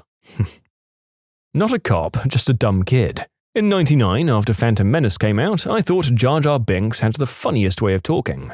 My family and I spent part of the summer in Mexico visiting family. On our way back at the border, the cops there asked each of us kids if we were American citizens, and everyone says yes except me. I said something along the lines of, "Misa American," all exaggerated because I thought it was funny. We ended up sitting on the side of the road in 100-something degree heat while they tore apart everything packed in the back of the truck. My mum was sitting with all 4 of us girls and holding my 6-month-old brother and pinching the crap out of the back of my arm. I still flinch when people touch the back of my arm. In short, I spoke like Jar Jar Binks at the border to be funny when I was 7, and still regret it nearly 20 years later. My mother is a police officer. She once stopped a woman who was on her phone while driving and had no seatbelt on to boot. She said they were on the lookout for people who weren't buckled in. The lady tried to buckle herself in, instead threw her phone out the window and didn't manage to buckle herself in either. Yeah, once again, this is the narrator trying to do literally any multitask under pressure. Definitely yet another reason for me to stay away from dat thug life that's been calling to me lately. You know, it's pretty common for people to openly admit to driving 10 miles per hour over the speed limit because they think that 10 over is acceptable. It's also common that they don't know the speed limit, so they'll admit to going 45 in what they think is a 35, but it's actually a 25. Your best strategy is just to be polite and play dumb. True, there's a road that I use every day. It's 40 miles per hour everywhere except this one little half-mile stretch near a golf club and ultra-rich houses. Then it's a 30 zone. A couple of weeks after starting my new job, I was going down that road and I got pulled over. The cop says, "Do you know why I pulled you over?" Is there something wrong with my lights?" "I clocked you going 42 miles per hour. "You pulled me over for going 2 over the limit?" "It's a 30 zone here." I seriously had never seen the sign. For some reason, he let me off with a warning. It was clearly some kind of trap because they were pulling over almost every car that went by. Probably going for DUIs, and I wasn't worth their time. I got pulled over walking home from the bar pretty trashed, and after the cop searched me, he said, "So, do you have any warrants?" I said, "I don't know. Do I?" It's better than me. I got tackled by a cop out of nowhere. Called back up, so I had 4 of them surrounding me. The guy tells me, "You have a warrant." No, I didn't have a frickin' warrant. I knew a kid who was arrested after pointing a gat at the police after they stopped him because they got a call about car prowlers. When he tried to run away, he slipped and fell, so they caught him. When the police officer was telling the other officers that this guy was trying to shoot at him, he said, I forgot to take the safety off." He basically just admitted to attempted murder of a police officer and was sentenced to 13 years in prison at the ripe old age of 17. My friend apologized for not drinking after the cop asked her if she'd had anything that night. What was she worried about? How can I help you, officer? "Have you had anything to drink tonight?" No, sir. Leans into radio. "Dispatch, we've got a frickin' nerd." My brother was caught with a decent amount of green herb in middle school. He told the officer, "I wasn't going to smoke it, I was just going to sell it." This was now a distribution charge instead of simple possession. He was never actually charged with anything though. I guess the officer didn't want to charge a 12 or 13-year-old kid with Mary J charges, in addition to feeling bad about his stupidity. There's a lot of good officers out there, and he's one of them. My brother's actually an intelligent person. He just hasn't made the best decisions with his life, and at that age, he definitely wasn't quick on his feet. As I was handcuffing a guy after a felony car stop for a stolen car, he looks around, sees all the cop cars and the helicopter, and says to me, "All of this for a GTA? Why, thank you, sir. Now I don't have to interview you." I pulled over a guy for some minor traffic offenses who I knew had a twin brother. He gave me his name, let's say Jeff. I decided to check the other twin's name as well. Boom, warrant. I knew he was bullcrapping me, but I couldn't prove it. I chit-chatted casually for a few minutes and then asked him, "So what's Jeff up to these days?" He answered and started telling me, and I said, "But I thought you were Jeff." He didn't even try to get out of it at that point, admitted he wasn't the real Jeff, and went to jail. The annoying thing is, I later fell for this with another set of brothers and had to go back and arrest the kid the next day after he totally got the better of me. You can submit your own stories to be featured here on the channel. The story submission link is in the description below. And if you want to listen to some vibey music in the background, check out easymode, also linked below, and subscribe. Oh, close enough. A friend of mine is a cop, and the first time he pulled anyone over, it was a couple of teenagers in the car. My buddy says to them jokingly, "All right, guys, where were you hiding the Mary J?" They were instantly terrified, so they opened the middle console and handed him an 1/8 ounce of green herb. He couldn't believe it and said he honestly felt really bad because at that point he had no choice but to write them up. Okay, not police, but my significant other nearly got me interrogated. A police officer was canvassing the area regarding a recent attack and robbery a few hundred feet away from our house. He was giving a description of the suspect, tall, slim, light hair, and she goes, "Ha ha, sounds like my boyfriend." I was listening in the kitchen and almost dropped the lasagna. Pulled over a car because I was 99% sure she was texting. I get to the window and her phone is on the passenger seat with iMessage open. "Hi, do you know what the speed limits are on this stretch of road?" Yeah, 30 miles per hour. "Okay, and how fast do you think you were going?" I don't know. I was on my phone. There was a shooting in my town. Apparently the perpetrator was arrested and has been in the county jail for 2 weeks. He's made over 200 calls and has confessed to the crime in 3 of them. I'm assuming all the substances he's taken have caused permanent brain damage. My girlfriend was going through customs one time, and when the security guy asked her if she was carrying anything, she responded with, "Just my explosive personality," followed by finger pistols and a wink. This set of actions was immediately regretted.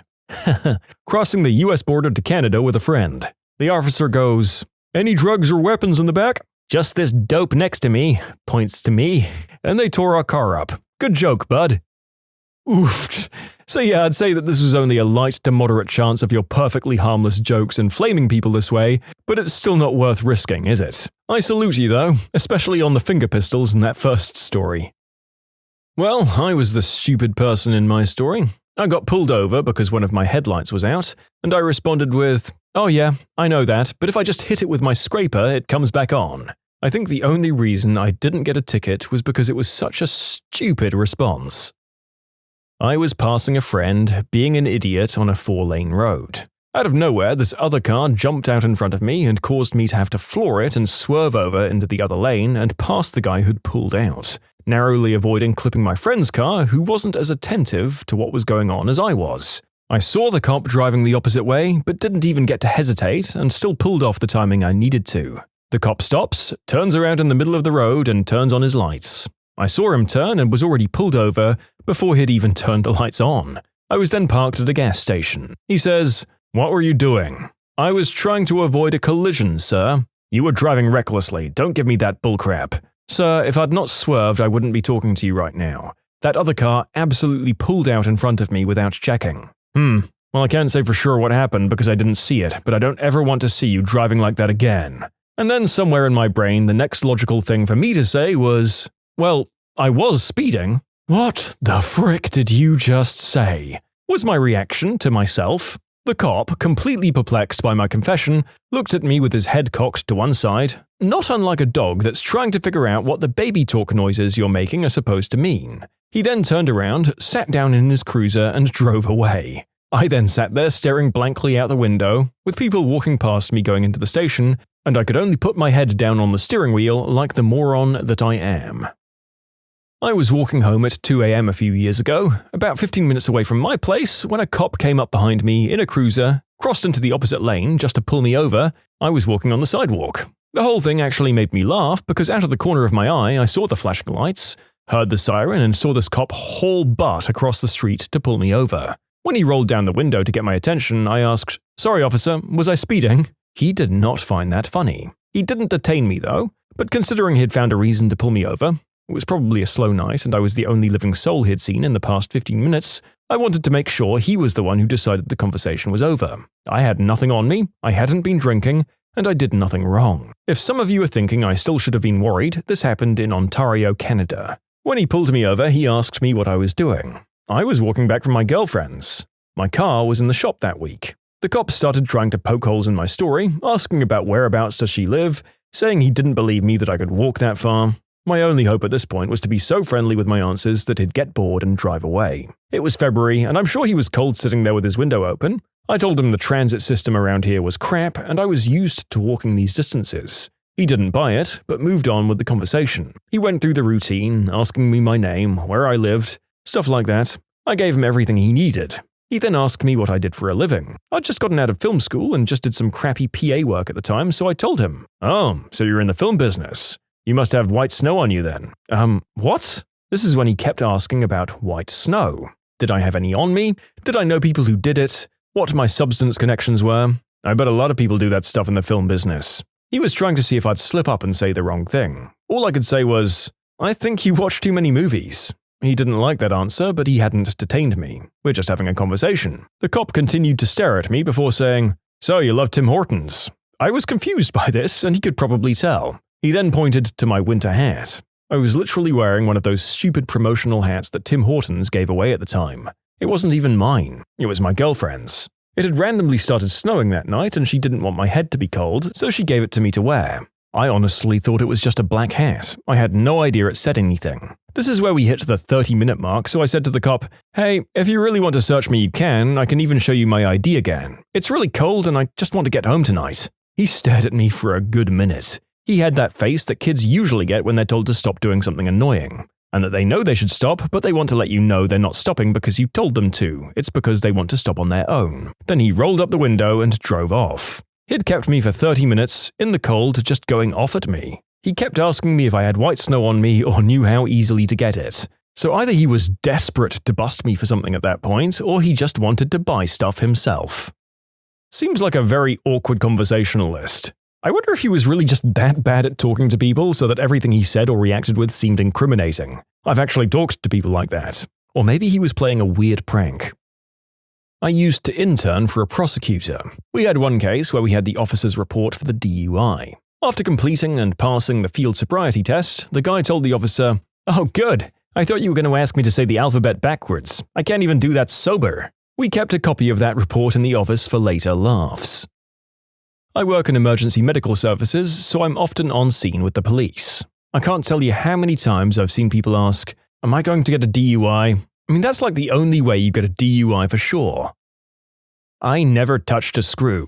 He was suspected of an attempted burglary where the MO was unscrewing a bunch of bolts to loosen a steel security gate. I hadn't told him anything about screws, just said he was detained on suspicion of attempted burglary. He also went, "Why don't we go over there and have a look then?" pointing towards the fresh crime scene. I hadn't quite got around to telling him where the attempt had taken place. Oh, and to top it off, he tried to drop a pair of yellow rubber gloves, the washing up kind, without us noticing. Most cliché, "I'm trying to be sneaky" body language ever. Like something out of a kid's cartoon. Not me, but my brother is a cop. He once told me he had responded to a domestic disturbance call. He got to the scene and separated the couple. and upon patting down the girl, she proceeds to tell him that she has H in her back pocket, but was adamant that it's her sister's. The boyfriend then told my brother that that was absolutely the truth, because his girlfriend only does crystal, and that stuff is in her other pair of pants on the floor. Apparently the girl's sister had left her pants behind earlier in the day when she came by to do laundry. The first time I was pulled over, the officer asked me for my license and insurance. I'd never been in that situation before, so I didn't know what he was talking about, and I handed him my health insurance card. I had no idea why he laughed, and he asked if I'd been drinking. One fine evening, I pulled over a 40-plus-year-old man on a scooter.